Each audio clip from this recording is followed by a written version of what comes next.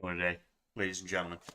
Oh, I gotta clean off I gotta clean off my desk. There's a bunch of stuff on there, and I can't get to the light. There it is. All right. I really need to master the lighting on this in this new setup. I haven't really been able to do much with the lighting, and it's been bothering me. It's been bothering me, especially because I'm making videos and I'm sitting here and I'm looking at the lighting and I'm like, yo, that's off. That's not good. Um, what's it called? In the last place I was living at, the lighting was like I figured out a way to get it perfect, right? I figured out a way to get it perfect, and it was all good. And now here, like I just man, I just can't seem to get it quite as good as I want it to. It is what it is, but whatever.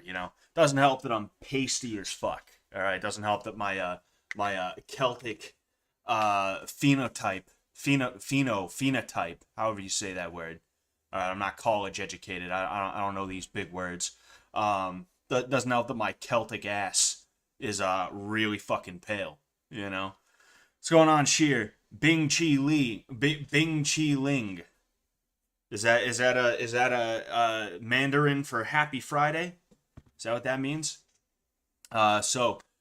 Today is Friday. All right, I didn't end up doing a stream on Sunday. In fact, man, no, I did a stream on Saturday last week because I could not do a Sunday stream for Fallout New Vegas. Fallout New Vegas will be on schedule this time around, right? However, today I'm going to go ahead and I'm going to, yeah, I'm gonna have a little bit of fun. All right. The reason why it didn't work out last week is because I had to interview someone. I'm working on an interview series, and it's going to be. I'm going to be interviewing a bunch of people that I find to be interesting. All right, not exactly the Joe Rogan thing, but it's. I'm trying to figure out what to do with it specifically. Right now, my plan is I'm going to put the unedited, uncut videos of the interviews on my Patreon. I ended up interviewing a theistic Satanist last week, and that one's going to go up on the Patreon pretty soon. So chill time, $5 a month, you get access to everything. All right. That's technique videos, like in-depth technique breakdowns. That's stories that I don't want to put out here. And that's anything else that I feel would be good to put on there. There's also my griefing videos. And now there's going to be interview content and things like that. Now, what I want to do for the Satanist video, though, is I don't just want to have one person. I want to have multiple different kinds of Satanists, because there's like theistic Satanists, there's atheistic Satanists, and in those two camps, really, it's not even a camp. It's more of an umbrella, right? Theistic and atheistic Satanism are kind of umbrellas for a bunch of different groups of people. Like there's Setianism, right? The Temple of Set. There's the Church of Satan. Yeah, there's the Church of Satan. Those are both, to my knowledge, atheistic forms of Satanism, right? And then there's like other brands of Satanism that I would like to get into as well if I can on the theistic side. Like this guy that I interviewed, he is a Canian, I guess you could say, Satanist. He follows a guy named Reverend Cain. He was an alright guy. He's a cool guy. I liked him. There is also Order of Nine Angles. I don't believe I'll be able to get one of those guys, and even if I was, I don't know if I'd want to get one of those guys to interview. So what I'm thinking of doing is trying to find a person who has studied into them but is not actually a member of a Nexium or just proclaims themselves to be a member. I would rather have somebody like that than somebody who is actually a member of them, unless it was somebody that I felt was going to be level-headed and not weird enough as to where I feel like I could interview them and actually get some good information, but also that I'm not going to be like having to deal with like weirdo shit, because if you know anything about Order of 9 Angles, those are the edgy boys. Those are the guys that they think fucking live leak videos are funny, right? Those are the kinds of guys that are like that. But yeah, so that's something that I want to do. And I've been looking into it a lot, and I'll be honest with you, it feels like I've been doing some fucking spiritual warfare shit, right? Because, um, as a Christian, right, specifically a Catholic, we have a certain view of this type of stuff, right?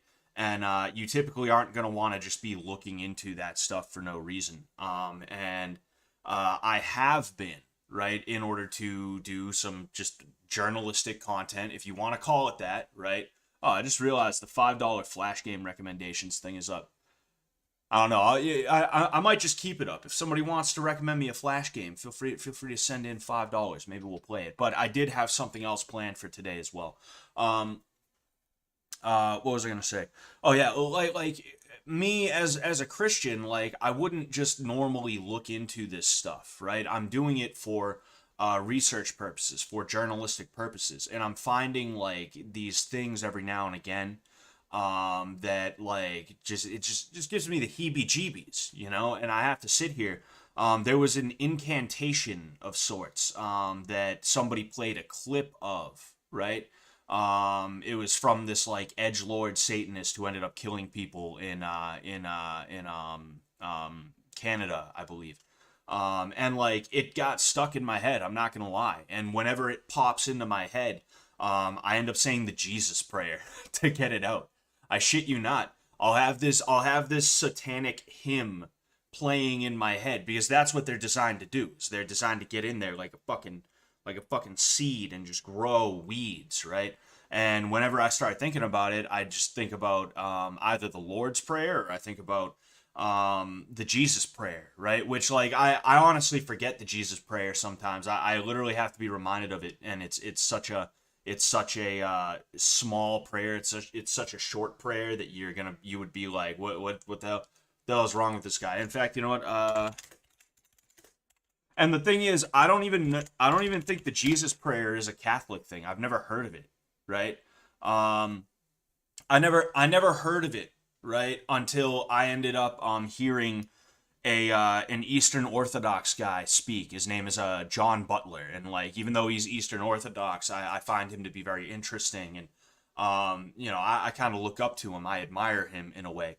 But the Jesus prayer, yeah, it seems as though it's oh no, it is a Catholic thing as well, I guess. It says the Jesus prayer, also known as the prayer, is a short formulaic prayer esteemed and advocated especially in Eastern Christianity and Roman Catholicism. And it goes, "Lord Jesus Christ, Son of God, have mercy on me, a sinner." Like when this little satanic shit ends up popping into my head, I drown it out by saying the Jesus prayer.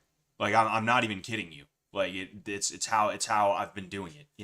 By the way, what's going on, New Drobs, as well as Heath Holloway? I saw you guys say hello, but I was in the middle of talking about this, so I didn't want to I didn't want to pull away from it too much, right? Um, it's been giving me the heebie-jeebies, and I do find it interesting in kind of a macabre way. I will say, not like oh, this is cool, I like this, but kind of the way that people think true crime is cool, which I don't mind true crime, right? But I do find it interesting in that way. It's kind of a morbid fascination, but at the same time, I recognize just how dangerous it is, and because of that, I've been very careful to make sure that if I feel anything, if I think anything, if anything runs into my head, I'm invoking Jesus in one form or another, and that's not even a joke at all. Like I'm really doing that. Um, Specifically for the O9A stuff, right? The last guy that I talked to, he was an all right guy, genuinely. Like he was an all right guy. I do think he's misguided. I do think that he has been led astray in a way, but he's not a aggressive guy, I guess you could say. He's not malevolent, right? And he truly believes that there is a benevolence in his belief system. So it's like, all right, well, if you truly believe that and you're trying to live out that benevolence, I'm not going to be like, oh, you're bad, right? I'm going to let you do your thing, and hopefully you come to Jesus at some point in your life. And I'm sure he feels the same way about me with Satan, right? But when it comes to that more edgelord shit, it's like nah. And it's like I said, that's why I almost am trying to hit up somebody who is not affiliated, but maybe someone who has done extensive research into them. I have a couple of guys in mind. One of them has not returned any of my emails or Twitter things or anything like that. So I'm going to assume he is a lost cause. It's a lost cause trying to get him to talk to me. But there is another guy that I know will most likely answer me. I've been kind of saving him as a bit of a last resort, though. But yeah, and anyway, excuse me.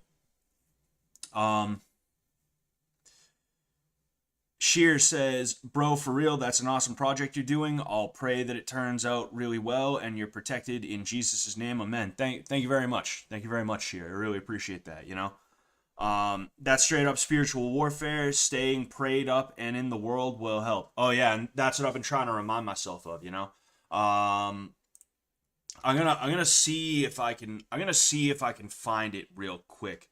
You know what? I'll do it. I'll do it. I've been listening to these like Antifa dickheads.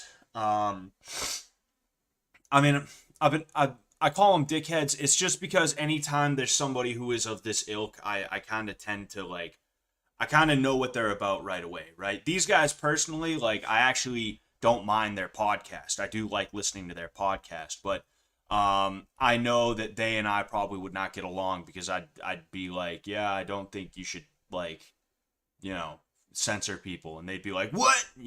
That's really what I mean by Antifa dickheads. But I believe it was.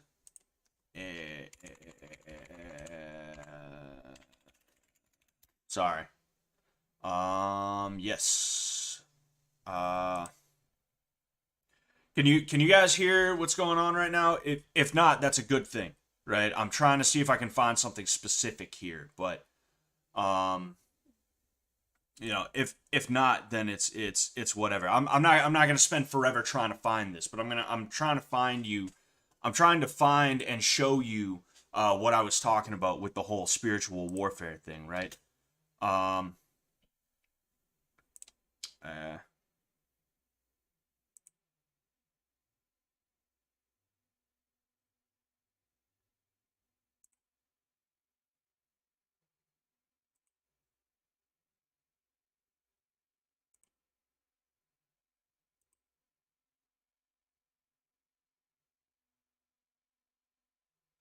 all right, I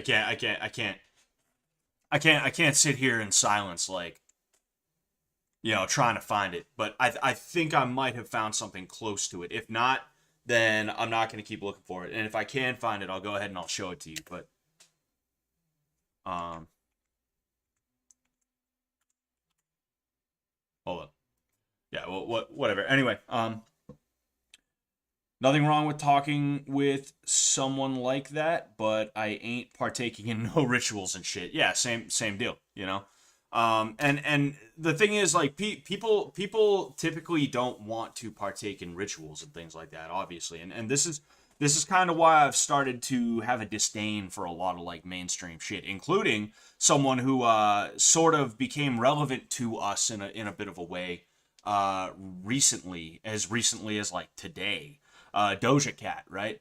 I don't think that Doja Cat, right? Or maybe she does, I don't know, but I like to think that she doesn't necessarily mean anything by putting out music videos and things like that where she dresses up as a literal demon and acts out a possession and things like that.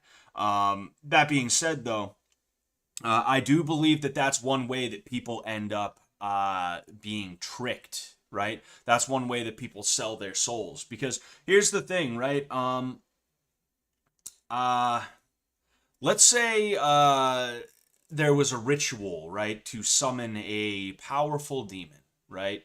And part of the ritual was to say have somebody, right, a girl, cut a sigil into her wrist or forearm area, right? Imagine if there was something like that, right? Now, if you went to most people and you were like, "Hey, you want to partake in a summoning ritual? I just need you to carve this sigil into your arm." They're gonna be like, "What? You want me to summon a demon by carving this sigil in my arm? What the fuck is your deal, bro? Get away from me, you creep!" Right? However, if instead of just going straight up and being like, "Hey, summon a demon," right? And instead of being like that, uh, you start a new trend, and that trend is cutting cool logos and cool designs into your arm using a razor, right?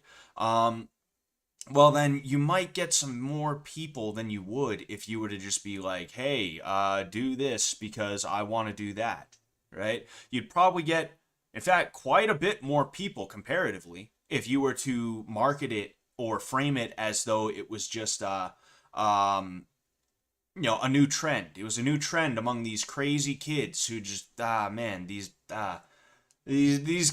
young whippersnappers, them girls ain't right. That boy ain't right. Like I truly believe that's kind of what is going on here, right? And I'm not some kind of like I'm not some kind of trailblazer. I'm not the first guy to notice this, right? It's a situation where I don't think a lot of people realize what they're doing.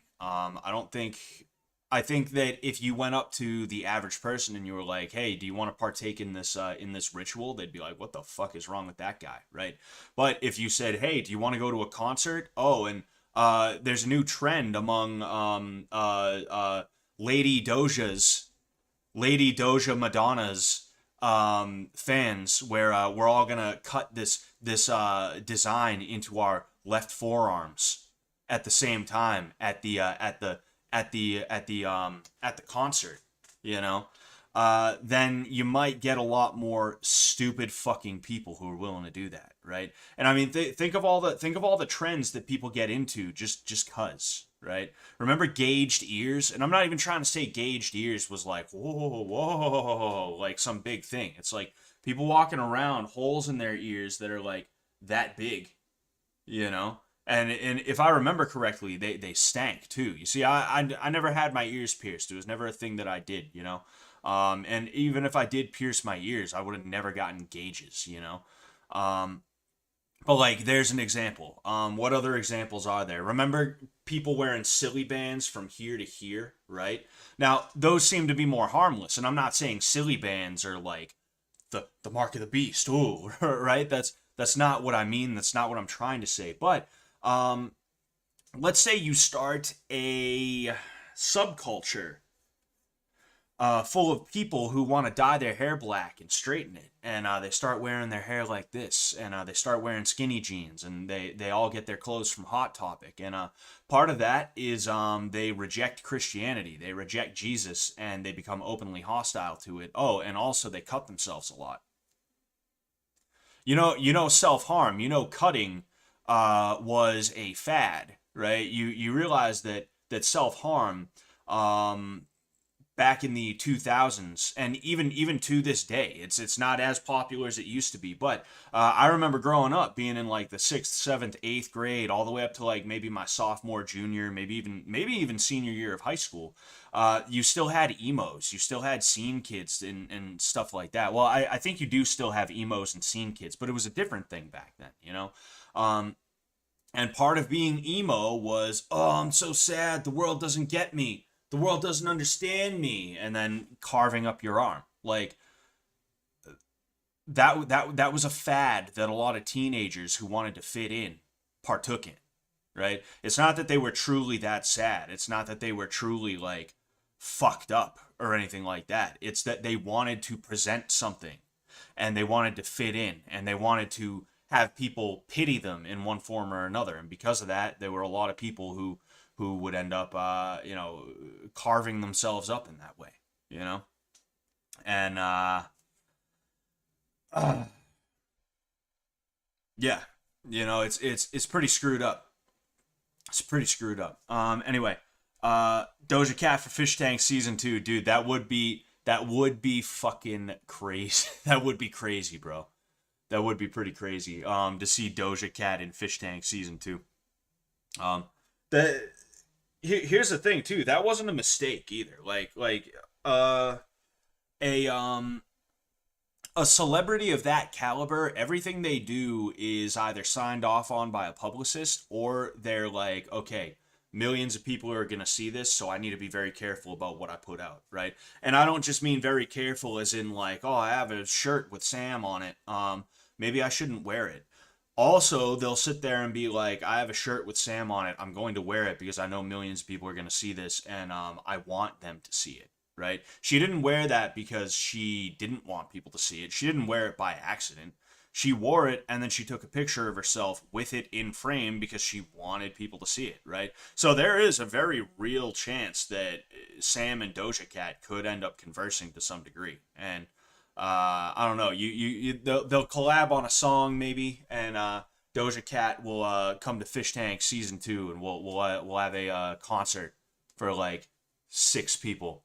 No, like 12 people, 12 to 15 people if you include all the people that you have all the people that um all the people that are in the production team and things like that, which would be like mad cool. Like I'd be hitting them up like, yo, could I be there for that, please, please, you know, fucking that. I try not to ask for things and I try not to force things, but that's probably one of the few times that I would hit somebody up and be like, yo, can I come down for that, bro?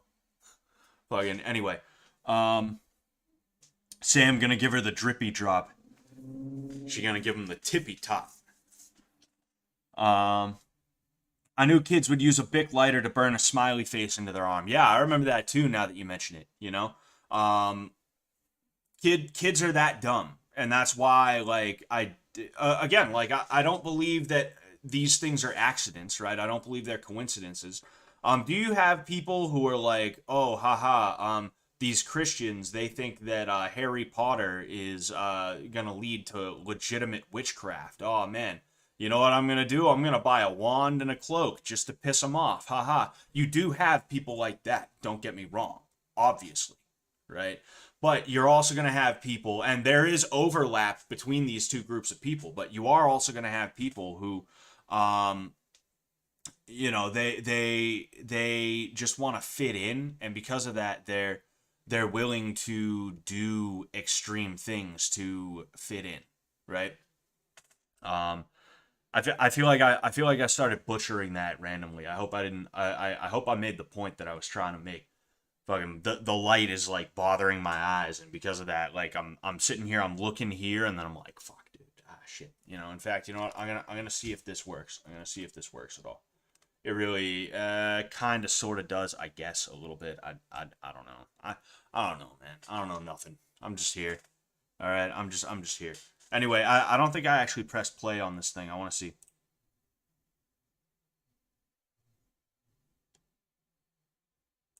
Ah, man. Okay. Yeah. Yeah, I don't think I'm going to find that thing that I was talking to you guys about. I'd have to listen over again to the I'd have to listen over again to all the podcasts that I listened to. But if I do find it, maybe I'll show it to you and I'll show you guys what I was dealing with, right? Because it is like yeah, like legit. These guys fucking yeah. I don't even want to mention the podcast name because I don't want to give these guys any more clout than they already have with my 6 viewers, with my 6 whole viewers. Wow.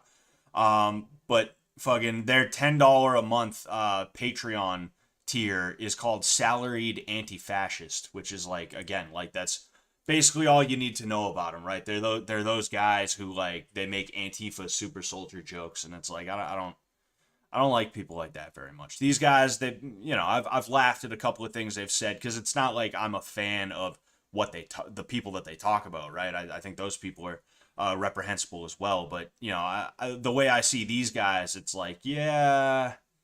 The only thing separating you and those guys is who you hate and how far you personally are willing to go in that hatred, You know, you don't have a problem if you don't have a problem if I get killed. You just don't want to be the one who has to do it yourself, right? And that's really the difference between you and the guys that you're covering when you cover these right-wing groups and shit like that, is that the right-wing groups that you're covering, and I'm not saying this in a way that's meant to be like they had balls, man, they were good, right? I'm not trying to say it this way, but they at least had the balls to do something. Meanwhile, you guys, you think I should be dead because I'm a straight white male and things like that.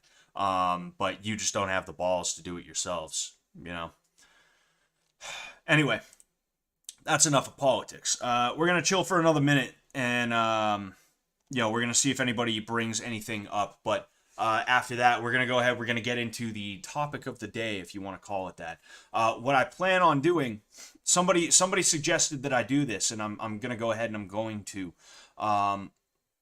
But the stream that I did, I think last week, somebody ended up saying that I should review or react to Brandon Buckingham's grappling videos, and that's what I plan on doing today. I have, excuse me, 1, 2, 3, 4 videos, and we're not going to be watching through the entirety of them. But what we're going to be doing is we're going to be looking at them. And one thing that Brandon does is he does voiceover of his matches sometimes, and he talks about certain things that are happening in there. Now, I'm going to be doing that, and what I'm probably going to be doing is I'm probably going to be pausing every now and again just to discuss different options that he may have and things like that. And I'm doing this on here, and I'm hoping that it's going to turn out okay. I'm hoping that I'm not going to stumble through it. I'm hoping that it's not going to be like screwed up or anything like that. Typically, I would do something like this, and I would try to plan it out a little bit, but we're going in raw here. All right, we're going in raw here on our boy Brandon. All right, that's what we're doing today. All right. Yes, sir. New drops when worlds collide. All right, so we might as well just go ahead and do it.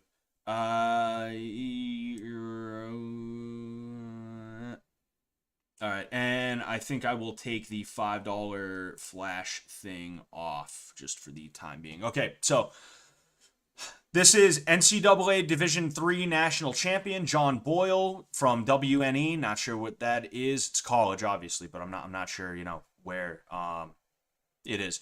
Versus Brandon Buckingham from UMCB. I believe that's University of Maryland, Baltimore County, because I remember Brandon told me that he wrestled in Baltimore, that he went to college in Baltimore. And right away, without even seeing anything, this is crazy. This rap job that they did. That's protecting a knee injury, right? You'll notice here, right? And here on Brandon, I'm not sure if he's got another one, but you'll notice they have the pads on their knees, right?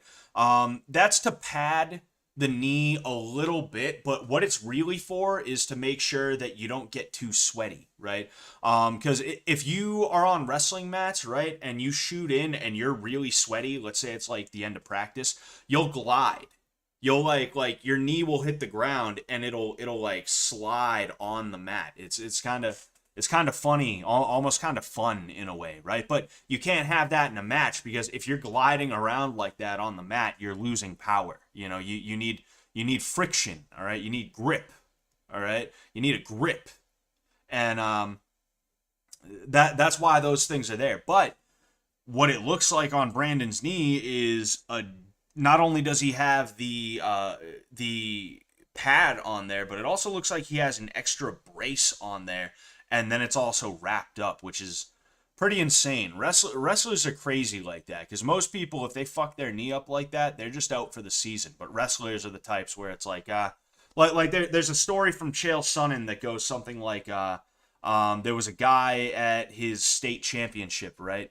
And he busted his knee. And the athletic trainer was like, yo, like, he's done. And his coach was like, why is he done, though? Like, everything's blown out, right? His entire knee is blown out. He's torn everything, right? So why is he done? Like, it can't get any worse. I'm butchering this, but that's how crazy wrestlers are, is that when they fuck their knee up and everything is just blown out, they're like, well, it can't get any worse. There's nothing else to tear, so I guess I'll just work through it. It's pretty insane. All right, but with that said, enough waffling on here. All right, we're gonna go ahead. We're gonna get to it now. This is Brandon. All right, this is Mr. John Boyle. All right.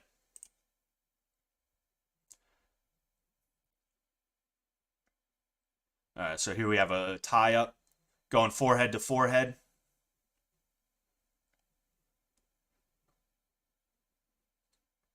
So they're just trying to jockey for position right now. Ooh. So what Brandon has right here is an underhook. This is a good position. He isn't doing too much with it right this second. I just wanted to highlight that. And in addition to that, they were going forehead to forehead, which is a good thing. This is something that I would assume at the college level you see a lot less of, right? But wrestlers, when they tie up, right, they tend to go ear to ear, meaning my ear is here and his ear is there, right? And that's kind of a dumb way to do it, because at the end of the day, you're kind of giving him a bit too much of a fair shake, right? At the end of the day, this is kind of a fight. It basically is a fight, right? It's just, there's no punching or anything like that. You don't want to let him have anything more than you absolutely positively have to let him have, right? So it's a smart move, I think, on both of them, right? Because if John Boyle didn't care, he'd probably just let Brandon put his forehead into his temple, which would be a bad thing for him. So, that's a good thing on both their ends. So Brandon still got the underhook. All right, he ends up shucking him off. Brandon going for the tie up. He's got the inside right now. Oh, underhook. Looks like he's trying to bulldog him. He was going for what looked like a bulldog. So Mr. Boyle drops a level. Doesn't end up actually doing anything with it, though. Another tie up. They're both being really careful. They're both being nice, and they're taking their time. They're not rushing anything, which is a good thing. So Brandon was trying to control the arm. He was, but he ended up letting go. There's a snap down from Brandon.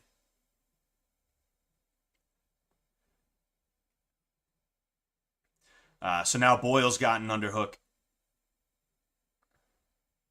Brandon ends up getting out of it, and he ends up going for the tie-up again.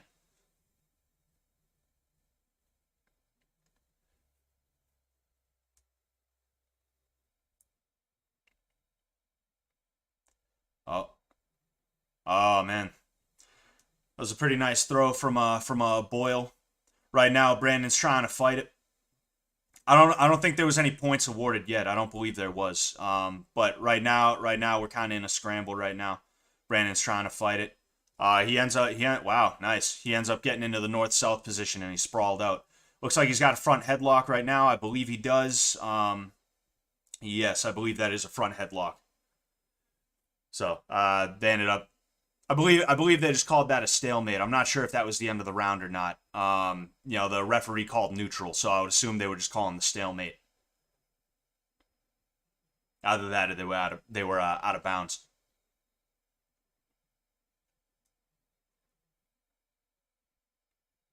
So what Brandon wants to do is use his height, because he's like mad tall compared to this guy, right?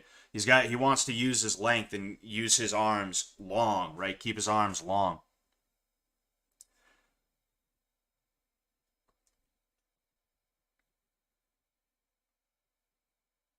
So it looks like nope. So tying up, snap down from Brandon.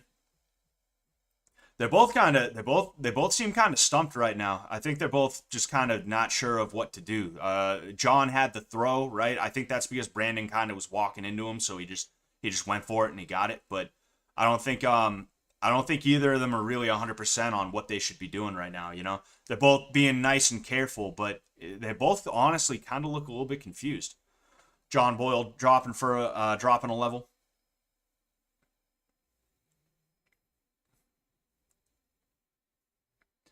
Brandon drops a level. He ends up trying to snatch the single, but he ends up letting it go.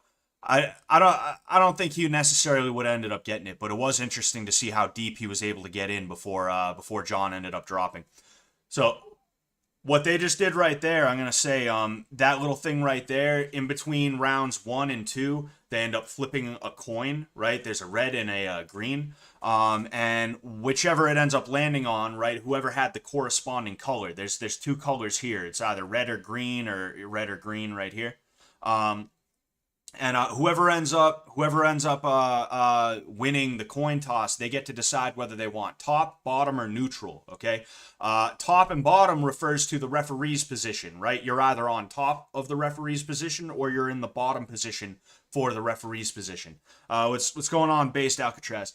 But I'm not sure. I'm pretty sure it was John who ended up winning. He ended up deciding to go neutral, which is interesting because there hasn't been too much in the way of neutral right now, which you would think that given that fact, he would probably want to either go bottom or even potentially top to try and get the pin. I think he was probably riding high after he ended up hitting that throw.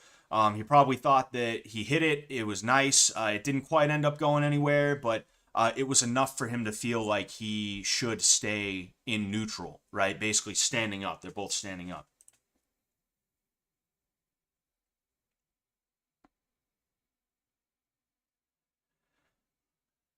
All right, so this is round 2 right now.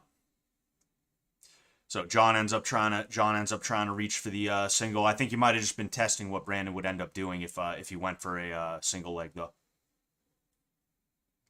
So John bailing out of the tie up. See, that's what Brandon wants to do. He wants to use his rear hand to really kind of keep him at a distance and keep him uncomfortable, you know?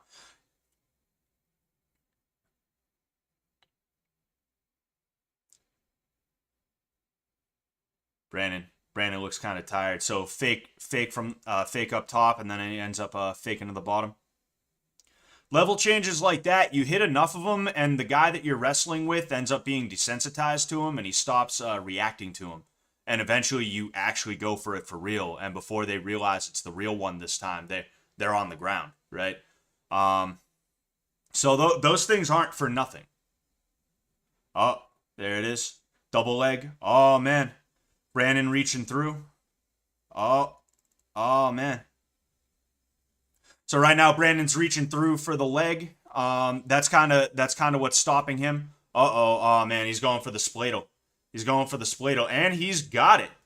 Wow, he has got it. So right now he's accruing back points. That's why the referee is counting. Wow, okay. John ended up getting out of it. But Brandon's in a decent position right now. He's carrying John's weight, but he's got his leg in a way that he could have ended up trying to climb up. So right now, Brandon is winning. He ended up getting back points, and the referee ended up calling a stalemate. I believe it's been a long time for me, right? I forget exactly everything that when it comes down to it, right? That the referee will show, right? There was probably blood time. That's probably why John ended up having to get his stuff together. So that was the referee's position that I was referring to. Brandon ended up on top because he was in a dominant position when the action was stopped. And as you can see, John is on bottom. It's John's job to try and get out. If he gets out, he gets at least 2 points, depending on what ends up happening, right? Brandon has to keep him down, and if Brandon keeps him down, he actually doesn't get any points. The benefit for Brandon is that he is in a dominant position, so, really what he's going for is a pin, right? At the very least, he's trying to keep him down, but he's trying to work for a pin. All right, so Brandon ended up working out to the side. I believe that was the end of round 2, and this is round 3. I believe Brandon ended up choosing neutral.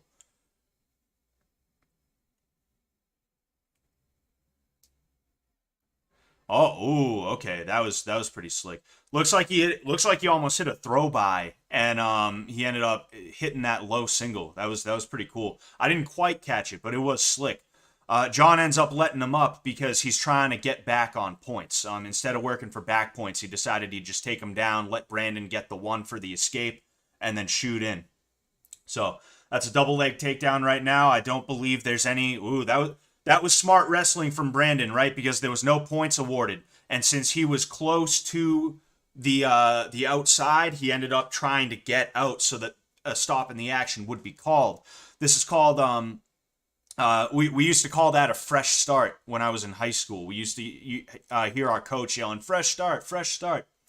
But anyway, John seems to be open up a lot more. I believe Brandon is still winning right now. I could be wrong, but I do believe he's still winning. So right now, Brandon just kind of has to coast, which is a lot easier said than done when you got a guy who's really, ooh, yeah, that looked like, yeah, it looked like he tried to hit that same throw by to a single leg again. That's really slick. I'm gonna have to study that and start trying to use that. I think that's a good big boy move. I in theory, it's a good big boy move. So we got what looks like 2-on-1.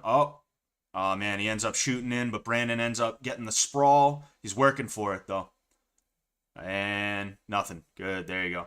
Again, that I don't think Brandon necessarily meant to end up going out that time, but it was smart wrestling to hit that sprawl in the way that he did because he knew that that was going to reset. So you have what's his face? John. He ends up shooting in for the single, but he ends up bailing out.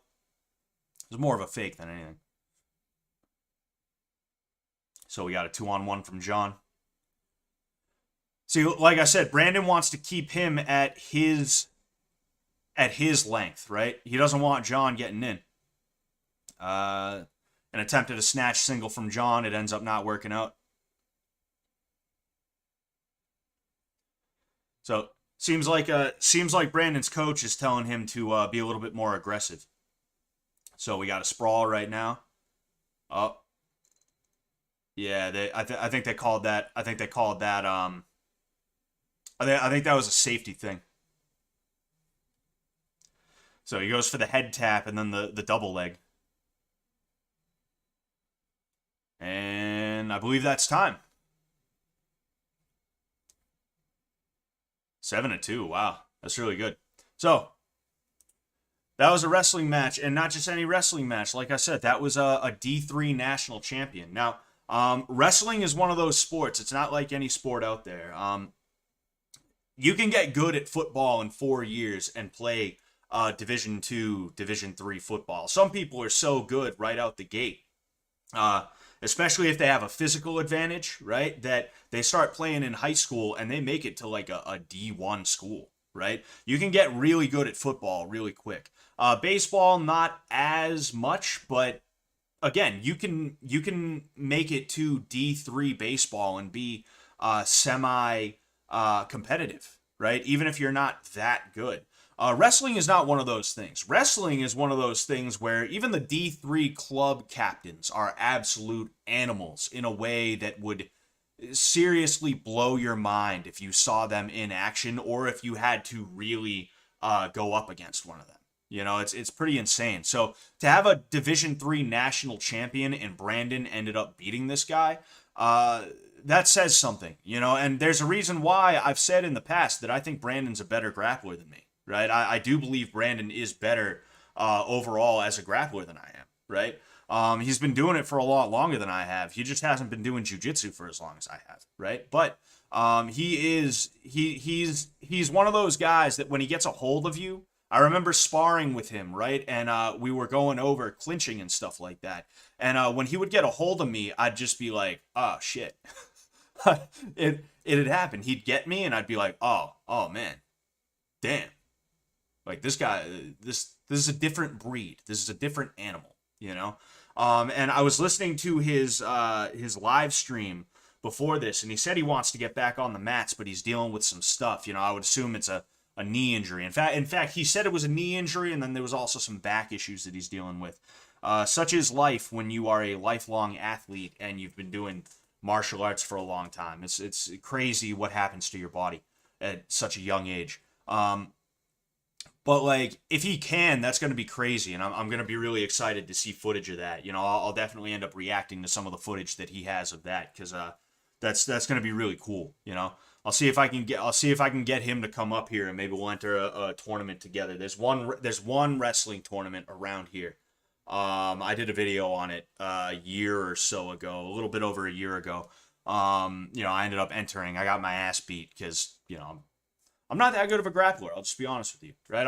I'm good compared to someone who doesn't really know that much about grappling, but I'm not a competitive grappler or anything like that when it comes down to it. What's going on, Rojogan? What's going on, Frank Dukes? How you two doing today? Right now we're going over Brandon Buckingham's grappling videos and things like that. We're going to go ahead. We're going to move on to the next one, which is white belt versus black belt in no-gi Brazilian Jiu-Jitsu. This is going to be a very interesting one because this is, it's not just a black belt. It's also an 8-time world champion. All right, so this is going to be crazy to see. You know, you're going to see kind of the difference between a wrestling style and a Brazilian Jiu-Jitsu style. But the thing is, it's not 100% fair, I guess, when it comes down to it, because there's certain things in Brazilian Jiu-Jitsu that you cannot do in wrestling, and vice versa, I will say. But you know, it's one of those things where it's like, you know, it's apples and oranges. They're both fruit, but they're different, right? We're gonna go ahead. We're gonna watch it, and we're not gonna watch the entire thing. I'm not, you know, what we're gonna do is we're gonna go ahead. We're gonna skip to what looks like the start of the. He's given commentary too. I'm giving commentary on a commentary video. This is pretty insane. It looks like we're collabing. Anyway, so we're gonna go ahead. We're gonna get to that. Frank Duke says running 4 miles tomorrow and then a 6-mile ruck. Good for you, man. You know that I haven't been running that much lately. I haven't had the time or the energy, but I have been dieting in a way that's actually helping me to lose weight. Like I am legit losing weight now, which is like really good. I'm really happy about that because not only am I tired of being fat, but for like a year or two now, I've been like, dude, I'm gonna lose this weight and I'm gonna get another fucking fight, dude. I'm gonna beat up Andy Warsky, kid. You know, that I've been telling myself that. And you know, it just hasn't materialized because I haven't been eating right, you know? Even when I think I'm eating right, I'm not eating right because I sit here and I add up the calories. I add up the calories and it turns out I'm eating like 22 to 2300 calories a day. It's just I'm eating healthy shit. So I'm like, oh, that's why it's not working. Okay, you know? Anyway, with that said, this is Brandon, if you didn't know. All right, if you weren't sure, and this is the no-gi Brazilian Jiu-Jitsu 8-time world champion. We're gonna go ahead. So right now, right away, they're starting off in a tie-up, and you know, the Jiu-Jitsu champ, we're just gonna call him Jiu-Jitsu guy. He has a 2-on-1, right? Basically, what a 2-on-1 would be or is. Anyway, let's go ahead. Hold on.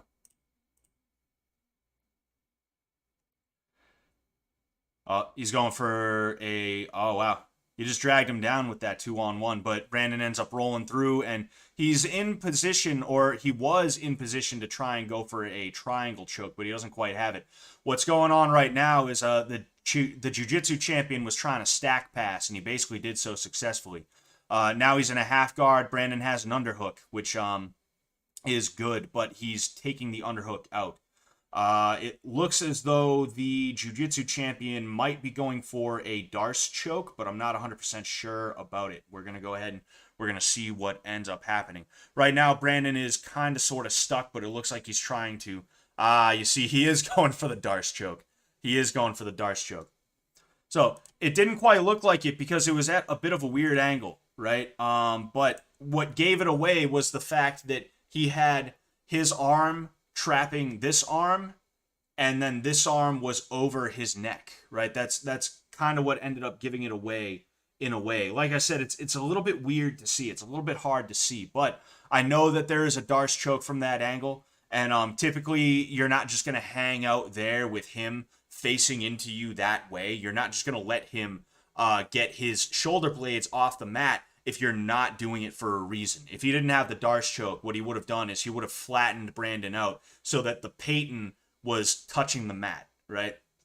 Now, with that said, all right, so they're starting over again. Yeah, I'm going to be streaming Sunday, Ro. So it looks like, man, I missed it a little bit. We're going to go ahead. All right, so he ended up trying to hop for a guillotine. He has an arm in. Brandon ended up sitting down. So here we are again in that half guard. I feel like Brandon's probably learned his lesson and he's going to try and get out of that. So what Brandon's doing is he's trying to get to his back, and he has a butterfly, and he almost hit a butterfly sweep. He just had to follow it up. If he had sat up after that butterfly sweep, he would have got it. You know, he had the opportunity.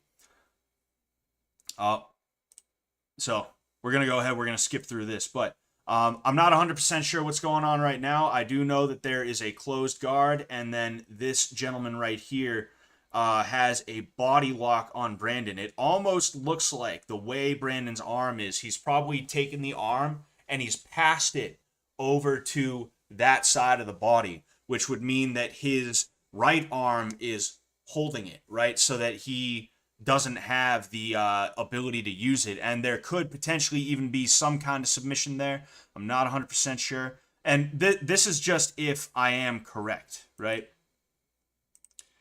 Yes, it looks like, oh yeah, it looks like yeah. So let's go ahead, let's see here, right? A little bit further back. And yeah, you see right there, it looks like he's passed this arm over to that side, and then his right arm is holding it behind his back, which is going to immobilize it, right? He's isolating it in a way so that he can't really use it to defend with or anything like that. Then we'll go ahead. We'll skip through the technique explanation.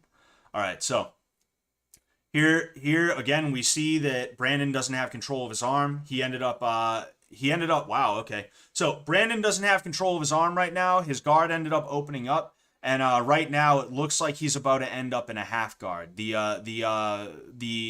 jiu-jitsu champ is passing the guard, and Brandon has a leg in here, which would end up meaning it's a half guard.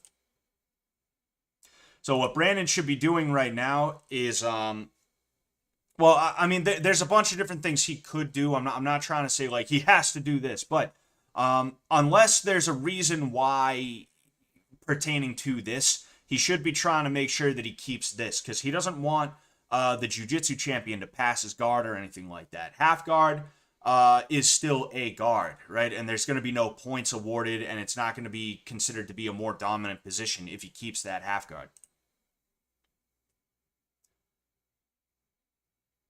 So Brandon's arm is free. He ends up trying to pull the guard. Jiu-jitsu champ standing up.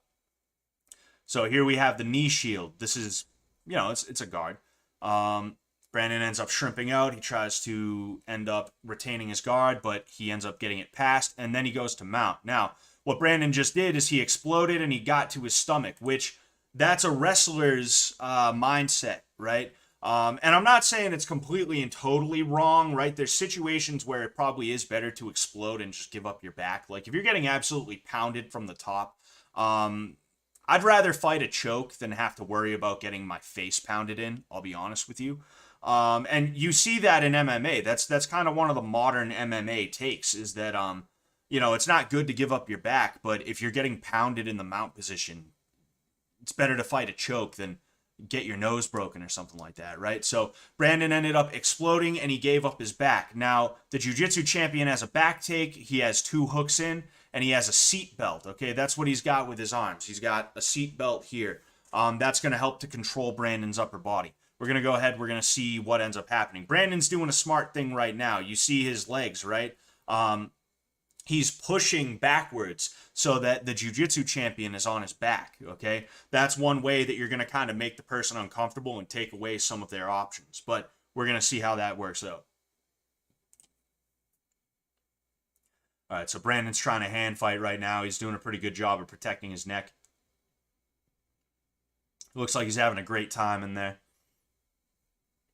So he's trying to break the grip, which is not a bad thing. You know, I'm just afraid that he's going to end up getting out hand fought. Like there, like right there. So he's got a rear naked choke in right now. Oh man, I had a feeling.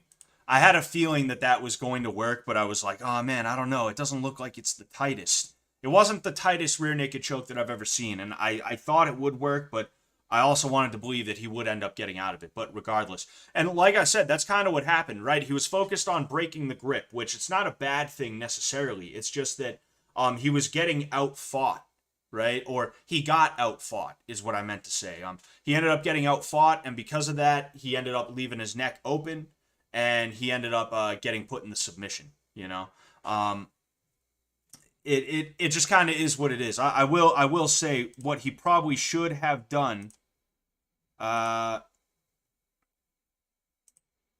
So you see right here, right? He has a handcuff in, meaning the jiu-jitsu champ, all right? And Brandon has a hand right there. If he was able to get a hold of his hand at any point, right, meaning this hand, what he should have done was he should have taken it, he should have grabbed there, and he should have pulled down, right? Because it's very hard to finish a choke if you don't have both arms. You can do it, right?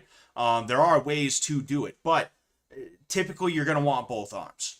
And if you end up isolating one of the arms, then you're not going to have to worry about it as much, right? So if Brandon came here and he pulled down, right, it would have been a little bit easier for him. And then his next move would have been to focus on the legs, because the seatbelt is stressful. Don't get me wrong, right? Having a hand fight to protect your neck, that's stressful, right? But the thing that's really keeping you in the position is those hooks right there. The seatbelt is, if you don't have the hooks in, you don't really have much of a back take, right? But we'll go ahead. We will go back. All right, so starting from standing again. Slap hands, a fist bump. Brandon tries to go for what looked like a throw by.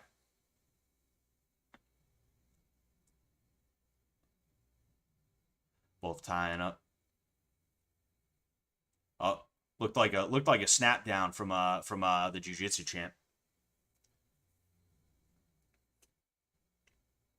Brandon going for those underhooks. I'm trying to see what the champ has, though.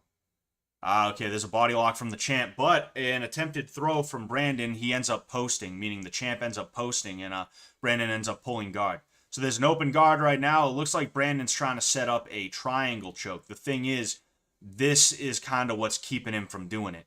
You know, and unfortunately, there isn't really an easy fix for it or anything like that. And I have a feeling the champ knew what was coming, so he was like, whatever, I'm going to keep my arm here to make sure that that doesn't end up happening. So he's grabbing that foot. That kind of secures the position just a little bit.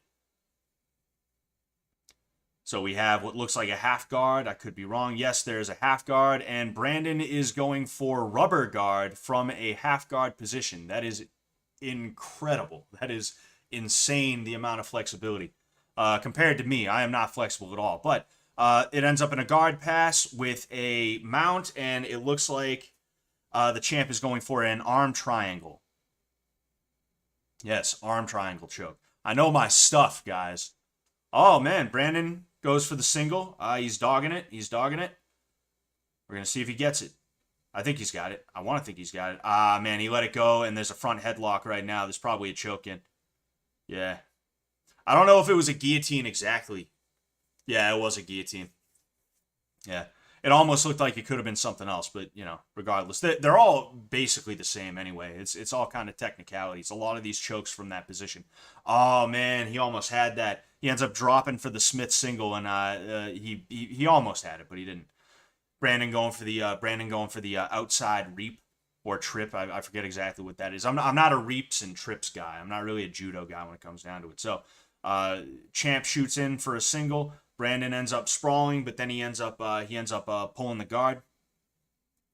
So here we have what is essentially a no-gi bucket pass, right? So you see how Brandon is kind of folded in half like an accordion, right? And this guy's being very nice. If he was doing it as hard as he could, what he would do is he would take Brandon's knee and squish his nose with it, right?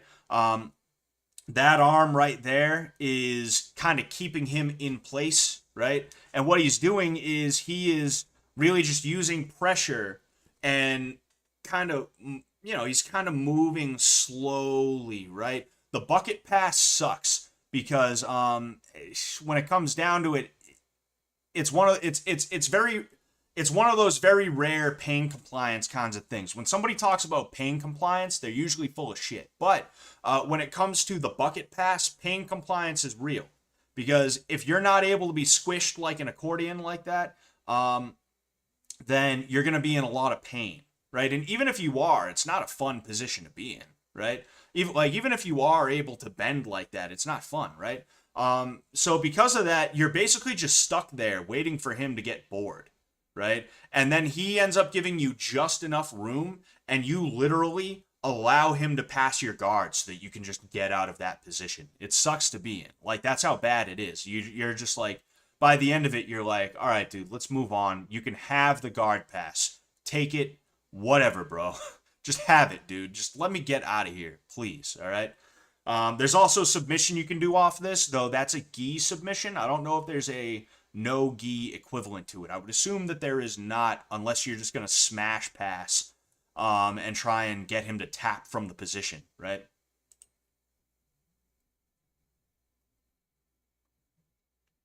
So here he is. Oh man, now he's stretching him out. So he ends up passing, but, well, he tries to pass, but there's a half guard right now, and he's isolating the arm, going for a Kimura right now. We're gonna see if he gets it. Yeah, he's gonna end up getting it if Brandon. See what Brandon. It's already too late. He's got it. We're gonna go ahead. So he's moving over onto Brandon's head so that he can't sit up, and there it is. There's the tap. So what I was gonna say, right? It's easier if you're allowed to grab onto things, right? But if Brandon, actually, no, never mind. I'm not gonna say that because I was thinking of a way you could stop this if you had something you could grab onto. But since this is no gi, you're not allowed to grab your clothing or his clothing, right? But if that ends up happening in no gi, in gi, excuse me, you can grab your own belt or your own pants, and it'll stop it, right? Now, there are ways around that, don't get me wrong, but it's a very easy way that a lot of people just kind of discover on their own, right? And I'm not saying Brandon didn't know it. I'm not trying to do this to be like, oh, Brandon sucks. Like I said, he's a better grappler than me, right? It's just interesting, right, to see the way that he moves and the things that happens, right? But if Brandon was wearing a gi, if he had a belt or pants that he could grab onto, he could do that, and it would have made it so that his arm could not have been bent that way, right? Because that's the submission. But we're gonna go ahead and man, that's crazy. My shoulder's all screwed up, so the idea of my shoulder being bent like that is just like, dude, like knowing that my shoulder's all screwed up. Oh man. Nice. That was an interesting takedown. That was a oh, another one. Okay. That was like a Chinese style takedown. That first one we saw. If you watch a Shuaijiao or Sanda, that's how they do their knee picks a lot of the time, right? So it was interesting to see that. So Brandon ends up pulling guard. Good job on that one. He's trying to sit up right now. I don't know if he's gonna try. Oh, see, I'm not 100% sure. I could be wrong. There could be something over there that's keeping him from doing this. But considering that he sat up in the way that he did, right? Right here, right? If he had access, which I have a feeling that he may have to some degree, he could have attempted a guillotine choke from there, right? If he did that, he may have ended up trying. Well, he would have tried to, definitely, but he may have ended up tapping that guy out. I think the guy may have just been being a little bit lazy. Either that, or there was something that could not be seen from the other side, right? It's just kind of a spur of the moment thing, right? Typically, you're not going to end up in that position. Somebody's not going to have their armpit over your head like that, But sometimes those positions happen, and if you capitalize on them, you'll be in good shape. But anyway, Brandon has one butterfly in. That's why there's a foot right here. That's actually good for him. And then he's got another leg out. We're going to see what he tries to do with this. Oh, you know what it is? Oh, what was keeping this guy safe was the fact that he had control of that arm. I didn't see that he had control of this arm. I had no clue. I don't know. I mean, if it was me and I knew I was in a position where I was probably just going to get fucked up, I probably would have tried to finish it one arm, right? Because you can finish something like that with one arm. It's very hard to do, right? But you could, right? So knowing that it's kind of like, yeah, I'm going down. There's nothing I can do about it, right? Knowing that that's kind of the attitude that I have with this, I might just try and go for it because, like, well, I'm going down anyway. You know, I might as well. So guard pass. Looks like he's still got a half guard. And Kimura again. Oh man, jeez. You can see this dude is actually kind of tired. You can see he's like, dude, what the hell, man? This fucking hetero twink motherfucker keeps coming at me. All right, so tie up. I just want to see Brandon score a takedown. That's all I want. I know he can. Like, you gotta believe in yourself, Brandon. All right, so sprawling out on the single. Oh man, okay, that was nice. So, what's his face ended up. Oh, that was a knee bar, dude. He hit the knee bar. Oh man, dude, I almost broke my leg on this. Right, there's this dude. I won't bother to mention his name, but there's this dude. He's like 260 to 280 pounds. Like he has to cut to make the heavyweight limit. That's how big this dude is, right? And me, like, I'm not that big. I'm a big guy, but I'm not have to cut weight to make the heavyweight limit big, right? So I'm rolling with him one day, right, at this gym, and I end up in a half guard similar to this, right? You see how the arms are wrapped around here and the legs are wrapped around there, right? I end up in a half guard similar to this, and it was MMA sparring. So I'm sitting here and I notice that he's tying up his own hands, right? He has his hands in a position that can't really protect his face well. So I'm like, hey, what the hell is he doing? So I start punching him, right? Because, MMA sparring. And then all of a sudden, out of nowhere, I feel like my leg is going to break. I feel like my leg is going to bend in half. And it happened so quick, I couldn't tap, right? I had to be like, tap, tap, tap, tap. Like, I had to be like that, right? I had to say it out loud. Because it came out of nowhere so quickly, right? So when I saw this guy, I didn't expect him to go for that, right? Because it's very unorthodox. It's an interesting takedown, very takedown. It's an interesting submission. It's very unorthodox, but it works very well, and I think it's because a lot of people just simply don't expect you to go for it. But we're gonna go ahead and we're gonna actually see it, right? So, oh man, hold on. So you see right here, right? This is making sure that Brandon is isolated, right? His leg is isolated. This is making sure that Brandon can't move his upper body in a way that's going to alleviate the pressure. And then you see his legs are pulling back in this direction, and his leg is straightened out, right?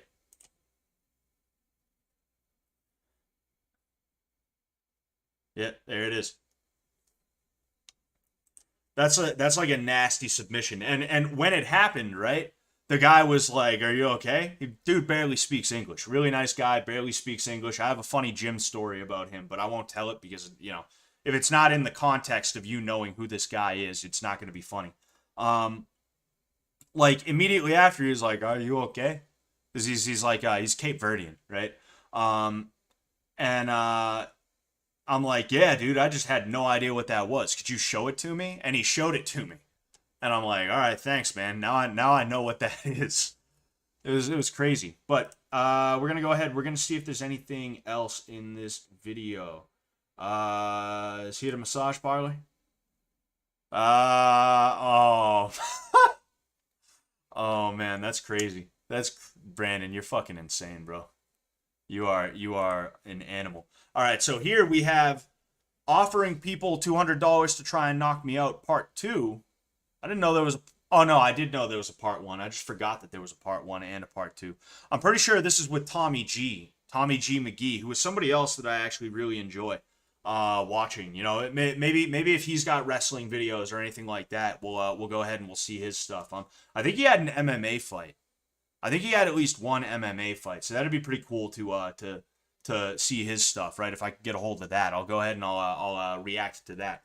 But anyway, so we're gonna go ahead. Oh yeah, this is Tommy G McGee right there. Anyway, Don't worry. We're going to fast forward. All right. So this is Tommy G right here. And for those of you that don't know, Tommy G does also have wrestling and, martial arts experience in general. All right.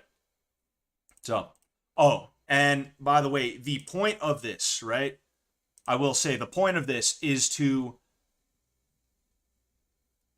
I just completely blanked. My bad. The point of this is so that you, not you, jeez. I've been streaming for a little bit now. All right, it's been a little bit over an hour. I'm starting to get that like 1 hour. I'm hitting the wall. After an hour, I kind of hit the wall when it comes down to it, and I just keep on pushing through, right? But it does get kind of exhausting for me. I do want to get through these though. I do. What's going on, Happening News? How you doing, man? But the point of this, right, is to have somebody put on gloves, right, boxing gloves, and attempt to knock out either Tommy or Brandon. And if they can knock him out, then he ends up getting $200. Now, Tommy cannot fight back, but what he can do is he can wrestle, all right? If he takes you down before you knock him out, then you end up, you get nothing. You lose. So we're going to go ahead. We're going to see how this ends up working out. All right, so a couple of punches from Tommy. He ends up trying to fake high and go low, but the guy ended up running away. There we go. Tommy ends up going down, and there we go. He's still trying to fight. Maybe that was part of it, is that when you get taken down, you can still try and fight. But so Tommy ends up jumping over the legs, and oh no, there was a submission. He went for the arm triangle. I didn't realize they were doing submissions this time. Okay, so Tommy G ends up hitting the arm triangle. This guy ends up losing. All right, we're going to go ahead. We aren't interested in what losers have to say. We aren't interested in losers. We're interested in winners here. All right? That's who we care about. All right. And here we go. So, we got another one. All right, so here's Brandon. He's straight up in the wrestling stance. So, what they would typically want to do, right? If they're not gonna be aggressive. Oh, there we go. Went for a single leg. He ended up transitioning to the double leg. He ends up getting the takedown. Brandon ends up passing the guard, and I would assume that he just ended up pinning him, right? I would assume that that's probably what ended up happening. So there it is. It's over again. Now, what I was going to say is what these guys would want to do, right? A tried and true method would be to wait for the punch to come in and then go underneath the punch, right? And they know that too, right? They're not stupid. I'm not saying that for them. I'm saying that for you guys, so you understand, right? The tried and true method works like a charm. It's really hard to stop, because if the goal is to knock the person out, you have to throw punches, which means you're going to have to commit your weight forward to some degree, right? So there it is. But so far, they haven't even needed to really use that. All right, so we got number 2 right here with Mr. Boat Shorts.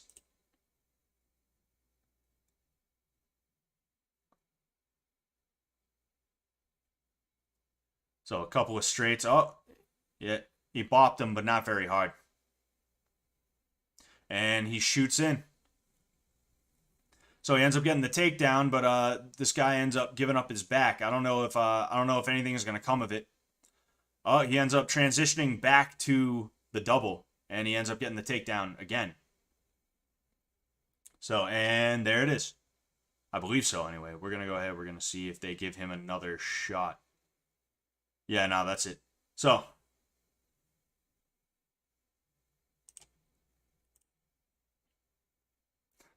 dude, Brandon looks toasted, bro. All right, so we got another one right here.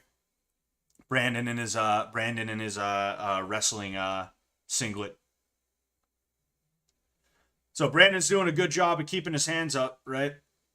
Now, yeah, what he would want to do there is he's moving back, right? He would want to end up trying to close the distance, because it's going to be harder for that guy to hit him if he closes the distance.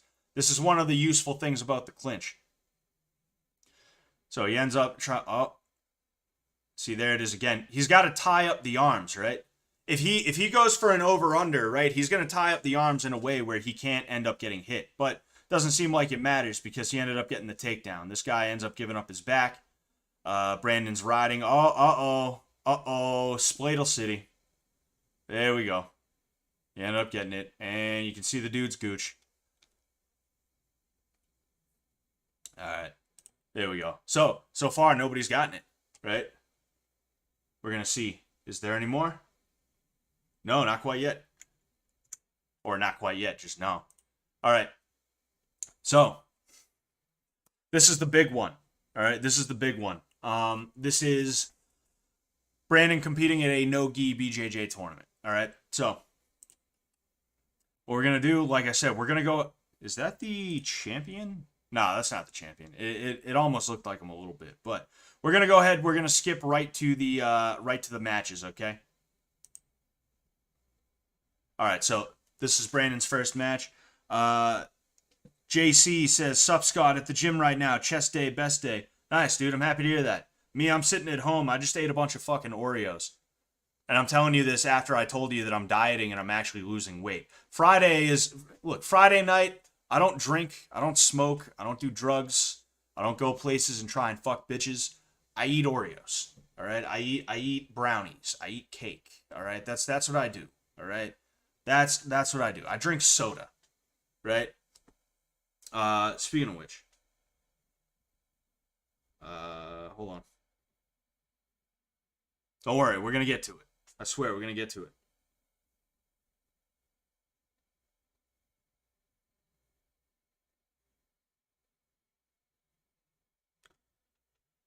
All right. Anyway, so this is Brandon's first match of the day. We're gonna go ahead. Oh, hold up. If Brandon's talking in the video, I'm not really gonna be able to hear. You know, so I'm like, oh man, anyway, not here. I'm not gonna be able to speak, right? So we're gonna go ahead. All right, here it is, his first match of the day. All right, so tying up. The other kid's going. Oh man, the other kid went for what looked like a trip, and he ended up going for a single leg. Brandon ends up rolling through. There's no takedown yet. Ooh, kid goes for a sit out. That's one of my favorites. And here is a triangle choke from Brandon. He ended up swimming, right? Oh, is there a tap? Oh no, there was no tap. So he ended up swimming for the leg. It wasn't a bad triangle choke. So this kid ends up going for the single leg again. He's got a body lock, and he ends up hitting the trip. That was nice. Oh, but there is a sweep from Brandon. So he ended up starting on bottom because there was a takedown.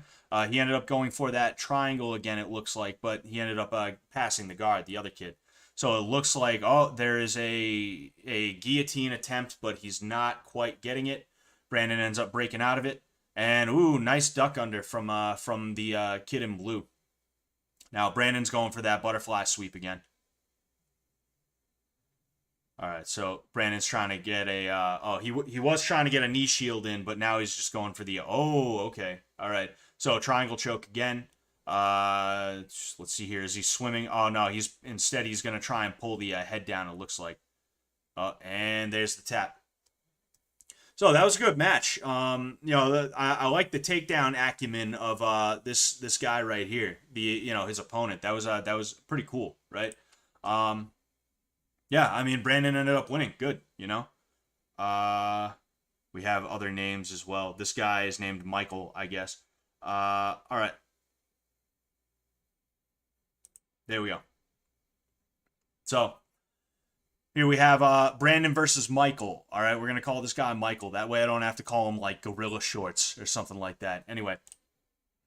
All right, so sporting shaking of the hands. So we got a tie-up right now. Brandon trying to go for that throw-by. Another throw-by. Oh, man, throw-by to what looks like I believe that's called a claw ride. He ended up with a claw ride and I believe a tight waist. I could be wrong. It's been a while since I've done the wrestling thing, like I said. So this position is actually very, very similar, but not exactly the same as the position that we saw the knee bar in the other video. What this kid would want to do, though, is he would want to get his arms around the leg and then use his legs to force Brandon's leg that way. But it almost looks like Brandon's going for a Darce choke right now. So it looks like he's going for the Darce choke. I don't know if he's got it or not. And he got it from the sound of it. Yeah, he ended up getting it. Nice. That was good. So Brandon, winner by Darce choke. Looked like Darce choke anyway. We're going to go ahead. We're going to say that this next guy is named Patrick. All right. There we go. There we go, Brandon. There you go, bud. You got it. You got it, bud. All right. So, I think this guy's name was Patrick. I could be wrong. All right, we're gonna call him Patrick. All right. Anyway, so Brandon versus Patrick.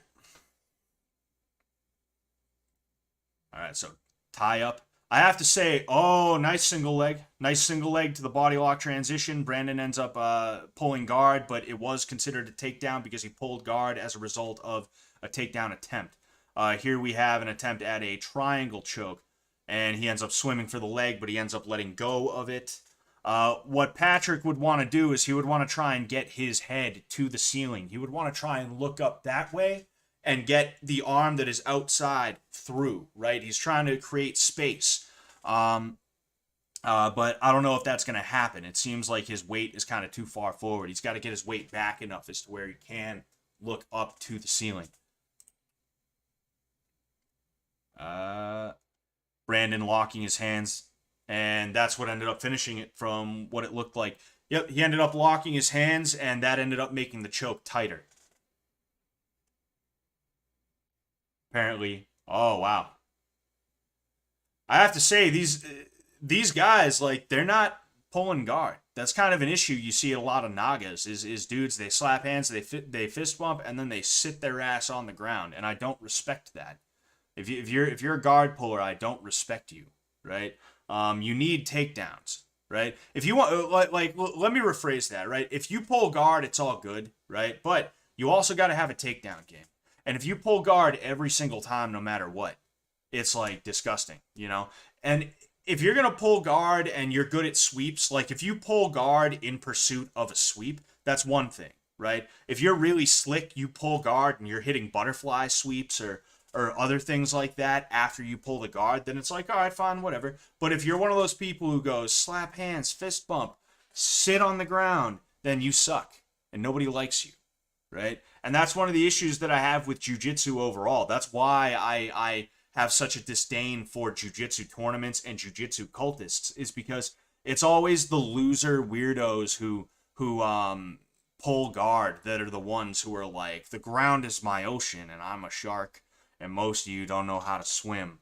And I could beat everybody all the time, no matter what.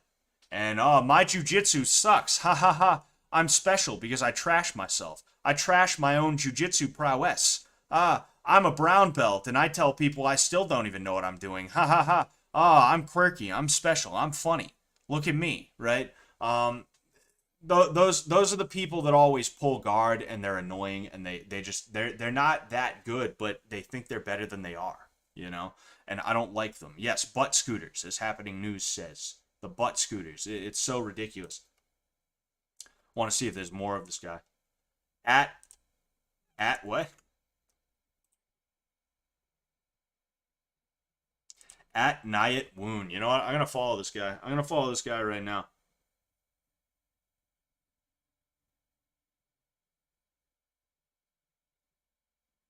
There we go. All right.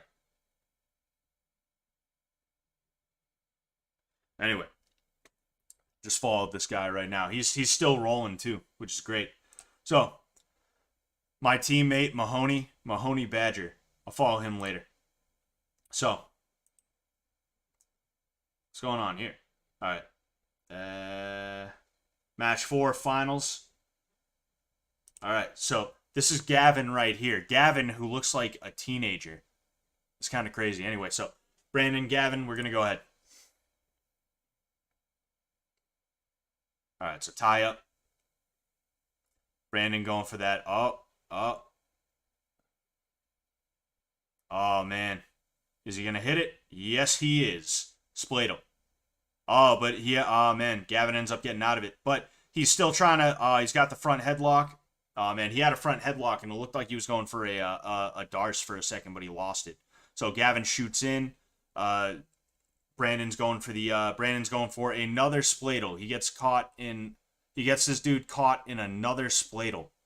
That is crazy. There's a Team Link chick there. That's crazy. Team Link is a team that's from where I'm from. But anyway,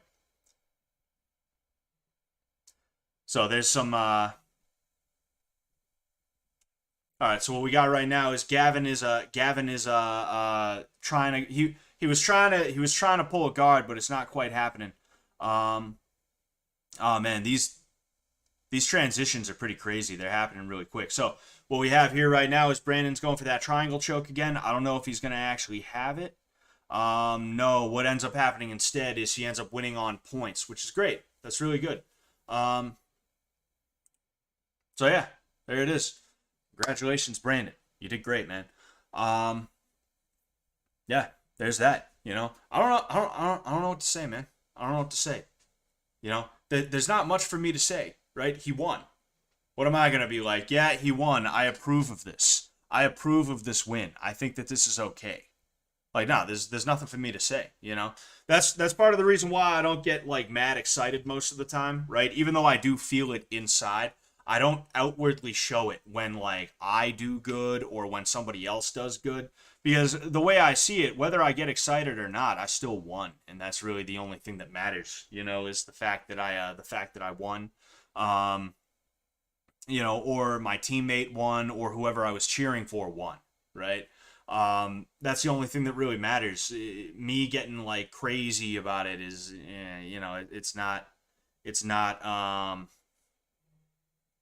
Oh, excuse me. It's not. It just doesn't make a difference. So.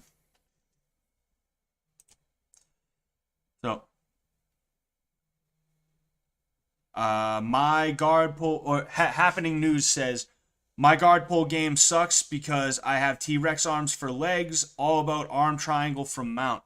Yeah, I mean you don't have to pull guard then. You know, if anything, you should be shooting in for takedowns and things like that. Thank you for the super chat, by the way. I can't see how much you sent though because there's this weird sticker on the super chat. It's like really strange. I'm not sure how much you sent, but it looks like $5. So, you know, thank you very much for that. I really appreciate it. Actually, hold on. It should be. Huh, that's weird. Anyway, yeah, so Brandon did a really good job, you know. I'm proud of him, right? Yes. Happening News is a $5 Canadian simp. Thank you, Happening News. Thank you for simping for me. But yeah, you know, I'm proud of you, Brandon. All right? I'm proud of you. You did great. All right? But yeah, so oh geez. Uh-oh. Uh-oh. All right, there we go. So that was me reacting to Brandon's stuff. I don't know if I'm gonna end up cutting that down into videos or not. I'd have to watch it back. I definitely feel like the one where he did the tournament. I kind of was like, blah, right? I realized I screwed up. I saw somebody from a gym that I was like pretty sure was only around my area, right? There's this gym called Team Link, right? And there's a couple of different places in my area that has them. I actually sent somebody down there, one of the dudes that watches this channel. He asked me, hey, I live here, where can I go? And I was like, yo, Team Link is like really good, you know? So seeing a Team Link rash guard down in Maryland was like funny a little bit. It was a boatload of laughs. It was hilarious, dude. Either that or maybe they're just bigger than I realized. You know, I don't exactly study these gyms and things like that. I just hear about them and things like that. But yeah, that is what it is. I'm not gonna get out of here right away. You know, I do wanna chill. You know, and you know, talk about whatever and stuff like that. I got a little bit before. You know, I got to do some stuff anyway. So we'll just chill. JC Pliskin asks, was this pre-boxing match Brandon? His hair is long. Yes, this was pre-boxing match Brandon. Um, yeah, I forget sometimes that he shaved his head. I forget about that. It was weird because like I met Brandon, right? We did some boxing. He was about to get started on his training camp for boxing, and then that shit went down, and he kind of went through some shit. I understand we all go through some shit sometimes. Sometimes you just need to get the fuck away from everyone and everything for a little while. Um, I feel like that sometimes. I'll be honest with you. I'm not even doing that great right now. If I'm just being honest with you, right? Everybody goes through phases. Everybody goes through times where they're not doing that well. And you just got to kind of get through it however you can, and that's what I'm doing. I'm just getting through this shit however I can. I just every day is just a step. It's just every day you're putting one foot in front of the other. And you're gonna reach the end of the tunnel at some point because everything has a beginning and an end, including bullshit. Um, so yeah, there's that. But I met Brandon. He had his long hair and his mustache. Then I didn't see him for like a month or two. Right? They ended up pushing his boxing match back. I didn't think it was gonna happen. And then he comes back and his hair is shaved and he's fucking clean shaven as well. And I was just like, wow, holy shit. Um, we talked about some stuff. He was kind of going through it because like this whole YouTube thing. I remember what he was going through a little bit now that I think of it. Right, I guarantee you it was more than this, but he was going through it with the Sneeko thing. He was going through it with a few other people who were being like absolute dickheads to him and shit like that. And it became a little bit too much for him to handle. Like I said, I guarantee you it was more than just that. He probably just doesn't tell people about it, because most people typically aren't going to be like, oh, this guy's being an asshole. Well, I don't like him. In addition to that, too, there was definitely some added stress because, like, all he had was YouTube. I remember talking to him and he was like, yeah, I mean, it would be a little bit hard to try and get a job given everything that's on the internet, but I could try to scrub it. So because of that, like, he probably was like, yo, I need this YouTube thing to work out. So having this Sneeko fuckhead and all these other people spreading lies about me and creating drama surrounding me, like, that's not good for my career. He needed some time to just sort of reevaluate certain relationships and reevaluate certain things and to just kind of rebuild his life in the way that he needs it to be built. And that's kind of I'm trying to deconstruct certain things and then rebuild it in a way that's going to work out for me in the end. I spent a lot of my 20s. I'm 28 right now. I'm going to be 29 next month. I only got one more year of being being in my 20s. I spent a lot of my 20s around people that were not good for me. And I don't just mean one group of people. I mean multiple groups of people that I hopped around from one to another, and there were certain aspects of me that kind of attracted those people, and it made it so that I was willing to let those people into my life.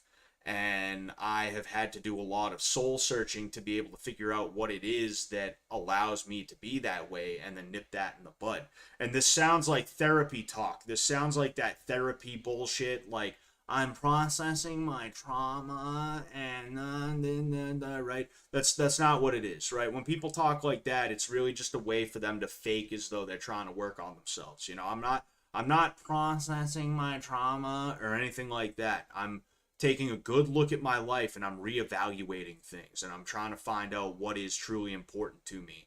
And I'm realizing that I've been too nice to a lot of people. And again, this is something that when you hear from people, they typically are like kind of trashy, right? They're those kinds of people that they're like, you know what my problem is? I'm too nice. You know what my problem is? I'm too loyal. That's what it is, right? Usually it's like one of those weirdo, like, trashy types of people who say things like that, right? You know what I'm talking about, right? The drama chick on Facebook when we were all teenagers, sitting there like I'm too nice nobody knows what loyalty is anymore. You know, usually that chick is toxic as fuck, right? But um, I genuinely was a little bit too permissive with certain people. You know, there are certain relationships that I never should have been in. I don't just mean romantic either. I mean like friendships and things like that, right? There are certain relationships that I never should have been in because I shouldn't have been willing to put up with the way that these people treated me.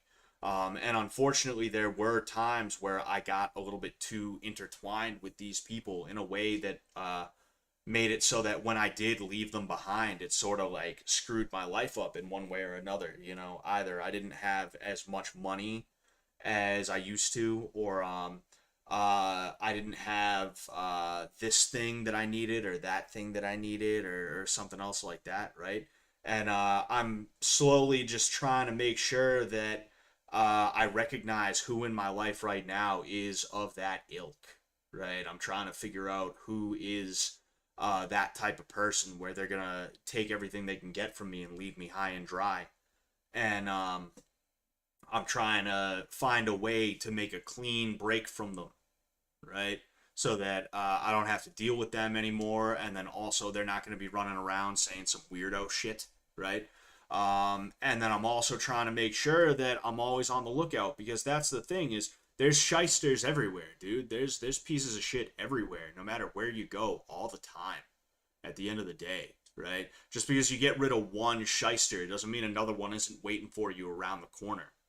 You know, and if you have that kind of personality where you attract those people, you're going to get rid of one shyster just to replace them with the next one immediately, right? And this is why I'm sitting here telling you, like, I'm reevaluating things and I'm making sure to recognize these parts of me that allow people like that into my life, you know?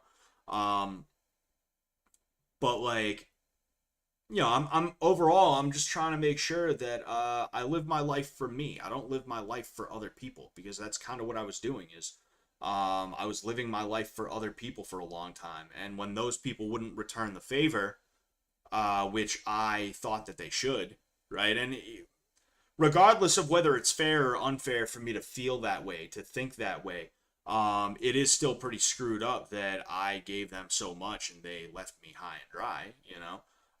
But like, you know, I'm trying to make sure I don't end up in situations like that anymore. You know, I'm not giving too much of myself in the first place. I'm making people work for what they get from me. You know, I'm not going out of my way to be around people who clearly don't want to be around me and things like that. You know, I'm not going out of my way to be around people who they only hit me up when they want or they need something. You know, and what they want or need is not going to be reciprocal, right? Or things like that. Um, you know, it is what it is.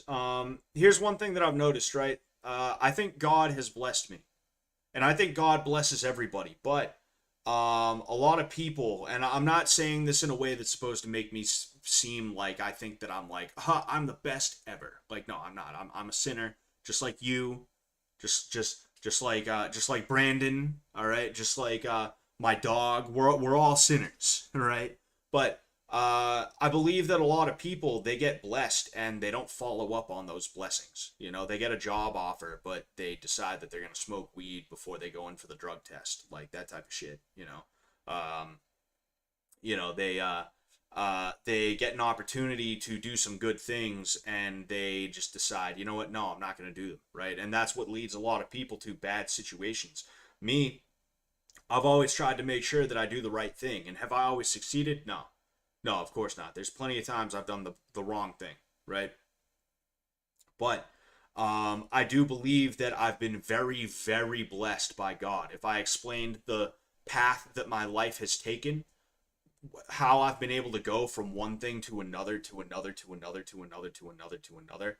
Because this whole Sam Hyde arc, right? If you want to call it an arc, right? It's not the first time that I've been able to do some really cool, exciting stuff, right? If I'm just being honest with you. There's other things that I've been able to do that are like, you know, they were fun, they were cool, and they set me up for good things, right? Including being able to help Sam Hyde with his boxing match and get to meet all these people through Sam Hyde, right? But like, I do truly believe that God has blessed me to put me in the positions that I've been in, and I have had to have the foresight to know, oh, okay, this is something that I should follow up on, right? Um, the real, I don't want to get too off topic with the, I don't want to get too, I don't want to get too off path, right, off the path of where I'm trying to go. But I believe that I am blessed by God, right? Does this mean I'm destined for greatness or anything like that? No, not necessarily. I just think that there have been a lot of good things that have happened in my life that are things that cannot be explained by mere coincidence or circumstance or even just hard work, right? I think that there is divine intervention in my life. And one thing that I've noticed is that when I work on myself, when I focus on myself instead of focusing on trying to make everybody else happy and things like that, not only am I generally happier, but in addition to that, I get more work done, and the work that I get done is better.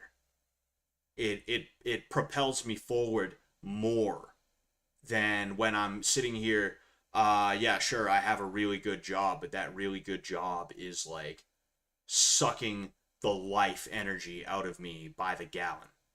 You know, fucking it's I don't know. Bottom line, like, I don't do New Year's resolutions or anything like that, but by 2024, I want to have a good idea of the kinds of people that I need to get away from, and I need to be getting away from those people. And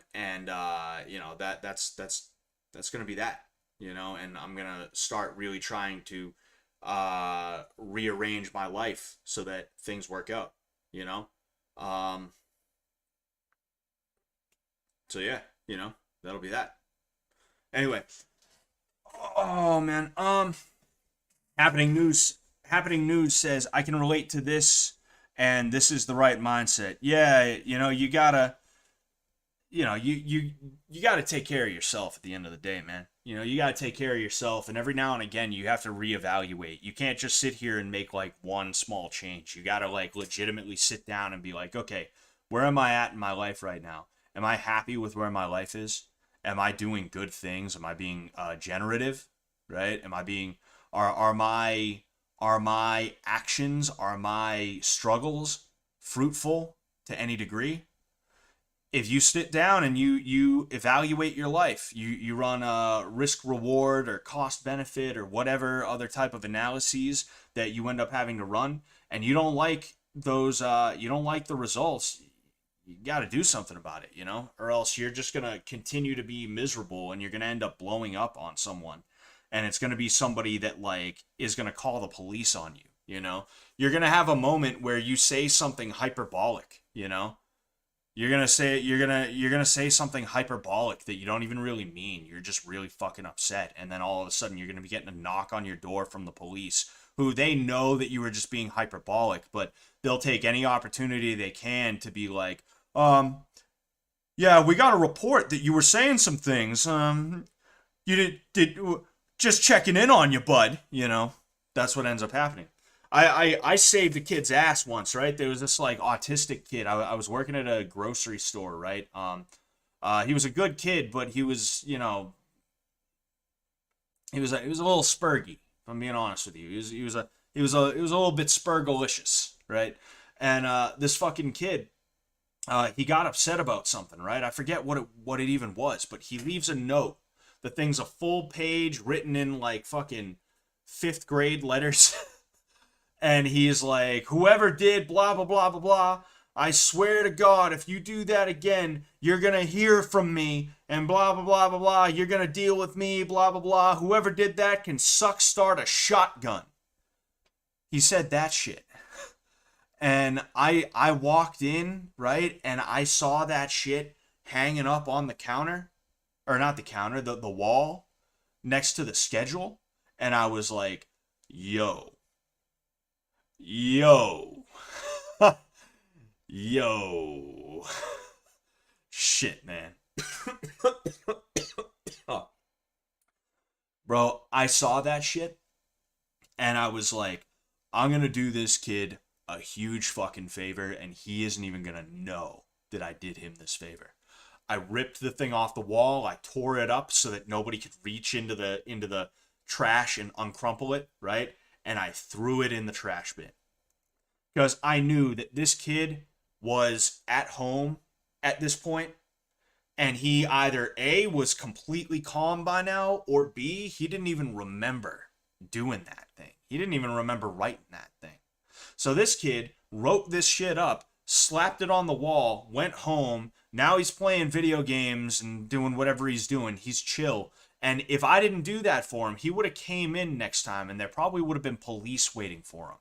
Because like I said, they take things seriously, not because they have to most of the time, but because it's just fun for them, right? It's something to do. That's what it really is, right? And because of that, we have these people who, like, because they have natural reactions, right? They have anger towards modernity that is completely and totally justified. The anger towards people being an asshole to you is justified, even if you're being hyperbolic about it, right? Obviously, you shouldn't be making threats, and you shouldn't be doing anything criminal or like violent or anything like that. But we all get angry and we all say things we don't mean. And now it's practically criminal to have a bad day because you sit here and you have such a bad day that you're just like, I'm gonna fucking beat this dude's ass, bro. Oh, I'm so mad. And then all of a sudden the cops are knocking on your door to perform a fucking e-meter test on you to see if you have any bad fucking what does Scientology call them? Fucking bad thetans or some shit like that, bad ohms or something like that. Like it's insane. It's insanity, you know? It's fucking crazy, you know? Like you have to be keeping an eye on yourself, not just because you want to make sure you don't get fucked over, but because you want to make sure that you don't end up melting down in a way that's going to get you in trouble, even if you didn't mean it, even if you were just blowing off steam. Because blowing off steam is illegal today. You get thrown in prison for it, you know? So, like, when you're feeling shitty, you got to sit down and you got to be like, yo, why am I feeling shitty? What is it that makes me feel shitty? And you got to remove that from the equation and replace it if need be, you know? Happiness is kind of a lie, right? When I say that I'm happy, it's less that I'm like all the time, right? I'm not like, hey, yeah, right? That's not how I am. It's more that I'm just content enough with life as to where I don't feel that I need that much more. I don't feel that I need a bigger living space. I don't feel that I need a better car. I don't feel that I need anything. Wanting is nice, you know. Of course, I would want a bigger living space and things like that, but I don't need it. And because of that, I'm not pissed off about the one that I have. I'm totally cool with it, you know. The worries that I have are not necessarily foundational, if that makes sense. You know, I'm not worried about whether or not my car is going to start, or if I'm going to get kicked out of my place because I can't pay rent or stuff like that, you know. You know, a lot of people mistake happiness for having zero problems, and that's not the way that it works. You know, you're always going to have problems and you're always going to have stresses and things like that. But happiness, true happiness, is really just being content with the situation that you're in. Knowing that, like, yeah, sure, it'd be nice if I had those things, and if I ever get the money, maybe I will get one of those things. But I don't need them, and I know that I won't feel more complete with having them, right? If that makes sense, you know? The people in my life are here in a manner that is not detrimental to me. I'm not saying that I expect people to be in my life and they're like constantly checking in on me to see if I need anything. That'd get fucking tiring, to be honest with you. You know, like Sam. Me and Sam don't talk every day. We don't talk every week. We don't even talk every month. Fucking, we go like a month or two without talking to each other, and then either A, I have a question for him, or B, there's somebody to train and he hits me up. Or like there's some other project that he's like, well, we need somebody. I guess I'll see if Scott's around, right? I don't need Sam like hitting me up constantly, right? I don't need my wife constantly like interrupting my shit to be like, do you need anything? You want a soda? You want some food? You want this? You want that? Like I'm all good, you know. I just want people that are going to be in my life that we're going to have a mutually beneficial relationship, and that, you know, I feel like I'm talking about Sam a lot today. I don't know where it's coming from, but you know, the thing that I do appreciate about Sam and about Jet and about like that group of guys is that they are just genuinely good dudes. And you know, they want to try and add to your life in the way that you're adding to their life. They want it to be a mutually beneficial situation, you know? There is a benevolence to these guys. I've been around them enough that I do have a basic idea of them, you know? You know, like there is a benevolence to them. They want to see the people around them do well, and they want to include those people in things and stuff like that. You know, and like that's something I appreciate about them. I don't expect Jet to hit me up and be like, "Yo, we want you on season 2, bro. I'm gonna hit you up every day to make sure you're in season 2." Right? I don't want that. I don't need that. Right? I just need people who are not going to make my life harder. Right? Is basically what I'm trying to say. I need people in my life who they're not going to hit me up just to be like, yo, dude, can I borrow like $20? And then I'm not going to see them for 6 months until they need to borrow $20 more. You know, those are the kinds of people I'm trying to get out of my life, you know, and I'm trying to keep people in my life who are not going to do that. And I'm trying to add more people into my life who are not going to do that, because I know that I'm going to be someone who, if I'm around, I want to add to whatever I'm around. You know, I want to be a good dude to the people that I'm around as often as I can be, every time if possible. But, you know, we all know it's not possible. There's going to be days where I'm just fucking annoying, right? There's going to be days where I do some stupid shit, right? You know? But yeah, you know, that is what it is. It is what it is. It's astrology making you talk about them. Mercury's in retrograde. Mercury is in retrohide, is what it is. My wife is home, I'm pretty sure. I think she was about to walk in the room. I'm gonna text her and be like, stay the fuck out. Stay the fuck out. Get the fuck out of here. Get the fuck out of here. Baby. Hello. Yeah, I was joking around. Oh. Yeah, I was gonna text you to say, hey, come in, it's all good, you know. But I was just joshing these guys on stream. I was just joshing them, right? I was like, I'm gonna tell my wife to get out. Oh, I thought it was talking to the camera. That's why I didn't answer. Well, I was, but anyway, we got ourselves a report, dude. What's going on, big guy? You making threats, kid? Dude, that'd get you in trouble, dude. Bro, what the fuck you doing, kid?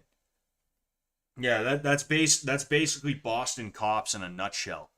Is like, oh, you said you were gonna pull out a giant mallet like a Looney Tunes character and bop your fucking friend over the head. Well, that's a threat of violence, sir. We have to take that seriously. You said you were gonna launch a satellite into orbit and it was gonna have a death ray that shrinks people's dicks, and you were gonna shrink your buddy's dick and then kick him in it. That's a threat of violence, sir. We have to take that seriously. We're here to make sure that you're not a threat. Are you autistic? Are you on the spectrum? Are you on the spectrum? That's one thing they love to do if like you get upset, is they love to poke and prod at you and be like, "Are you on the spectrum? Are you autistic? Do you have autism?" They love to sit here and try and poke and prod at you in that way to get you pissed off, so that hopefully you'll do or say something that gives them the right to arrest you, right?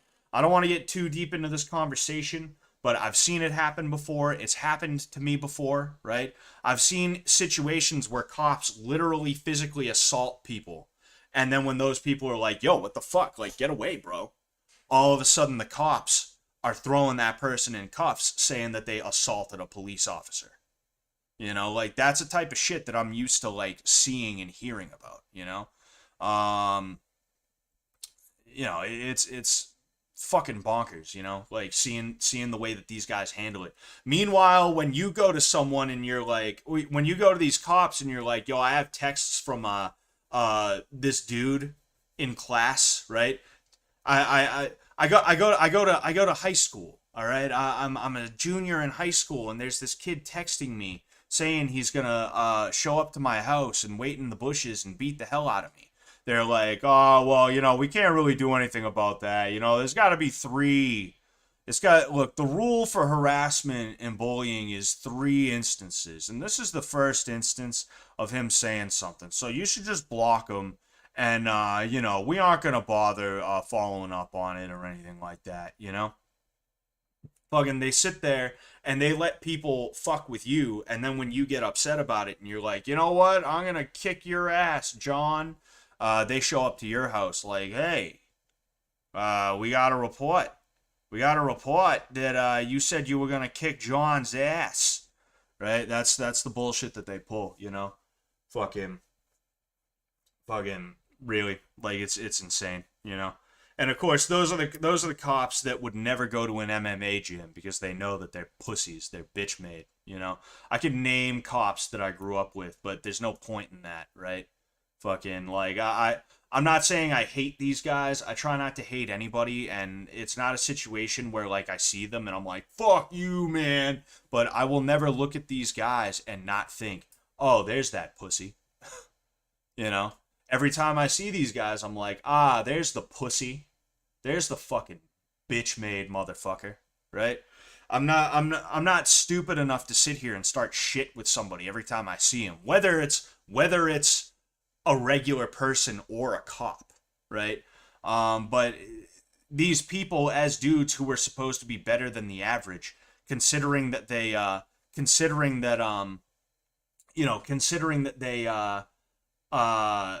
have power over you that was bestowed upon them by the state. Like, there's absolutely no reason for them to be playing those fucking games, but they do. Because they know they can get away with it. Because who watches the Watchmen? Who arrests the police? The police investigate the police, and more often than not, they find that there's no issue. And it's fucking insane what's going on with my hometown's police department, as well as the one that's next to us right now. I don't want to talk about it too much, but like, there's some really big fucking scandals that are hitting my police department from my hometown, as well as a town next to us, right? That are actually tangentially, is it tangentially or tangentially? Regardless, they're kind of related to each other, right? And it's pretty crazy. And like, you guys, like, if you pay attention, you may have heard about at least one of them, because they are like national level scandals and shit like that. I don't want to talk about them too much, like I said, because like just for multiple reasons, right? But it's pretty insane to see what's going on, and I'm supposed to sit here my whole life, and I'm supposed to look at them now and not be like, oh, there's the fucking bastards, there's those pieces of shit. Fucking, if you knew what I'm referring to, you'd be like, oh yeah, no, I'm surprised you aren't fucking always like talking shit to them, because they deserve it, but it is what it is. And that's another thing that I don't like as well, is the gaslighting. Like, you'll have a police department where it's like every 4 months there's some kind of like major fucking scandal. There's some kind of major fucking bullshit that happens with like some weird grooming shit, or like some shit where like somebody stole a pack of gum and they broke the dude's legs, which like, haha, whoa, based, thieves get fucked, ha ha ha. Yeah, alright, memes aside, like, I don't think people should be getting limbs broken over a pack of gum if they're not fucking resisting to that point, right? Like, there's always some weirdo shit like that where like somebody gets pulled over, and because they were on their way to something that like they needed to get to, and they were like, hey, look, it's cool, like, I understand I did something wrong, can we just hurry this up, please? Like, I do gotta get to where I gotta go. All of a sudden the cops like, are you drunk? Have you been drinking? Why don't you step out of the car? I'm gonna do a field sobriety test. Like they're pulling that weird shit. There's like, no matter how many times a certain police department gets caught in some fucked up shit, if you ever sit there like, wow, you guys are fucked up. If you ever sit there like that, they always sit there like, whoa, I don't know where the hostility's coming from, guy. And it's like, yo, like, your guys got caught in a grooming scandal. Multiple of you guys got caught in a grooming scandal. Everybody knew about it the entire time. Nobody did anything about it. And now you're sweeping it under the rug. And also, there's fucking, you're stealing from the state. Fucking, you're stealing from the state with fucking overtime schemes and shit like that. And your officers are, like, known for, like, being absolute pieces of shit and, like, stealing from the evidence room, etc., etc., etc., etc., etc. Like, that's why I don't trust you. But they'll sit there and they'll be like, whoa, that's just, like, a couple bad ones. And it's like, you guys are tight-knit as fuck. All police departments are tight-knit as fuck. Everybody knows everybody, and everybody knows what everybody's up to, you know? So no, I don't believe that you were one of the good ones and you had no clue. You knew what was going on and you were like, hey man, I ain't no snitch. And you fucking saw it go down and you didn't give a fuck, you know? It's disgusting. I'm not one of those, I'm not one of those, like, defund the police kinds of people. I do feel that the police have a necessary role to fill in the world, you know? But at the end of the day, I think that the police have too much power and it needs to be rolled back in a serious manner, you know? I think the police should basically just be glorified meter maids when it comes down to it, you know? At the end of the day, I can protect myself. I have the ability to, and I know people will sit there and be like, well, what about the people who can't? All right, fine. The police can protect them. But there's no reason why if somebody breaks into my house and I shoot that guy dead, the police should be putting me in cuffs. If anything, they should just be showing up to clean the body up. You know? To clean the body up and say, hey, nice shooting, Tex. Right? That's what they should be there for. They shouldn't be there to fucking investigate me making sure that I don't get shot to death. Or stabbed. And my fucking family gets hurt. You know? It's disgusting. And then these guys turn around. I'm just doing my job. It's like, yeah, you're doing your job. Fuck me, though, right? It's gross, you know? I was just kidding, but now I'm serious. That would be a great thing to say. It's like, well, I was kidding, but now that you're here, I don't know.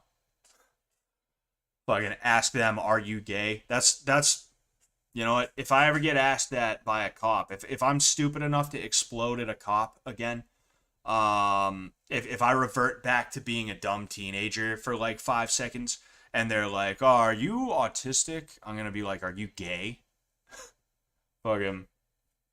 I'm gonna gaslight them about being gay. I'm gonna be like, are you gay? It's totally cool if you are. I'm just wondering. Fuck him. Your thetans are all off. That's 20 to life, bucko. Yeah, that's basically what they're doing. Is like they're showing up to test your thinking. You know, it's insane. One of the cops here was sold oregano for weed once a week for a year when he was in high school. That's pretty fucking hilarious, dude.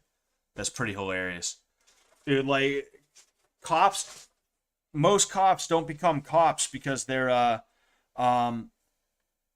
most cops don't become cops because they want to do something good. They become cops because they're like, fuck, like, I'm not smart enough for an engineering degree, and I wanted to play football, but I'm not even good enough for D2. What am I going to do with my life? Well, I mean, I don't need a degree to be a cop, and I mean, if I do go and I decide to play D3 college football, I could at least say maybe I could at least I could go for a criminal justice degree, right? I could do that, right? And because of that, they become a cop because they're like, I ain't got nothing better to do, you know? And that's not a good thing. You know, at the end of the day, you need cops, you need to fill the roles, so you kind of got to take whoever you can get. But it's not a good thing that we allow these people to simultaneously enter into the force with that kind of attitude while also giving them increasing amounts of power per year to the point where now they're basically just military police, you know? They're not military police until it comes time to like answer a swatting or something like that, right? But for the most part, they're just always waiting for it. They're always ready to go. They're always hoping and praying that something will escalate so that they can whip out the fucking SWAT gear and shit like that. It's gross, you know. I've had a fair amount of training partners in my town that were cops. Yeah, and I mean, like, that's not a bad thing, you know. Like, I think the thing is, it takes a certain kind of cop to train. You know, most of the cops that I've trained with seem to be all right guys. They seem to be the kinds of guys who, if they pull you over and it's just like, oh, you ran the stop sign, you know, they're not gonna be like, here's a ticket, now your shit's all fucked. They're gonna be like, look, you ran the stop sign, don't do that again, man. You gotta stop, 3 seconds, look left, right, left. Once you're good, you go. All right, don't be running stop signs around here. Like, that's the type of dudes that they were, right? But I've never seen a cop who is the type of dude who will purposefully try to ruin your day, who also trains Brazilian Jiu-Jitsu and Muay Thai or wrestling or whatever, you know. The cops that are in it because they want to be able to legally harass people because they're mad that they weren't NFL caliber and they want to get paid 6 figures a year in order to do so for an extremely safe job. Being a cop is extremely safe. Like, it's one of the safest jobs you could have, if we're being honest with you. It's just when it gets dangerous, it gets real dangerous, you know. But like, that's really what it is that a lot of these people, they go into it with bad intentions, and because of that, they don't even try to get good at the job. And I actually have a video about this that's going to be coming out in the near future. I'm working on some other videos and things like that. I really got to get started on the Charlie Zelenoff thing. I've just been so busy with other projects and things like that, I haven't been able to. I do have something else coming out on the Patreon, though. It's going to be the interview with a Satanist that I did last week. I'm going to go ahead and we are going to do our thing with that. So there will be something on the Patreon soon, aside from the thing that I put on there yesterday, which was a, which was a, what was it? What was it? Damn it! It was a thing. Oh yeah, it was a technique video. Is what it was. Anyway, yeah. So it's been a little bit over 2 hours. I wanna chill for a little bit, you know, and do my thing. So I think I'm going to get on out of here. I will be streaming on Sunday at the usual time. My plan is to get into one of the DLCs for Fallout New Vegas. I'm either gonna decide which one, or I'm gonna leave it up to everybody which one I'm going to end up doing. You know, and we can go ahead and we can you know, we can do our thing then. Other than that, there will be a video coming out on Monday as usual. You know, I haven't decided exactly which video it's gonna be. But there will be a video coming out. Thank you, Happening News. Peace out. Thank you for the $5 Canadian as well. I really appreciate it. Oh yeah. Canadian money is monopoly money, and Australian money is dollary dues. Right? That's what we call that. Thank you for the monopoly money. I really appreciate it. Peace out, Joe Rogan. What's going on, Hamilpov? You just jumped in. I was literally saying goodbye to everybody. So, I apologize, man. I apologize, dude. Don't worry. The stream's going to be up, though. The stream will be up, all right? We're going to go ahead and, we're going to head out of here. Peace, everyone.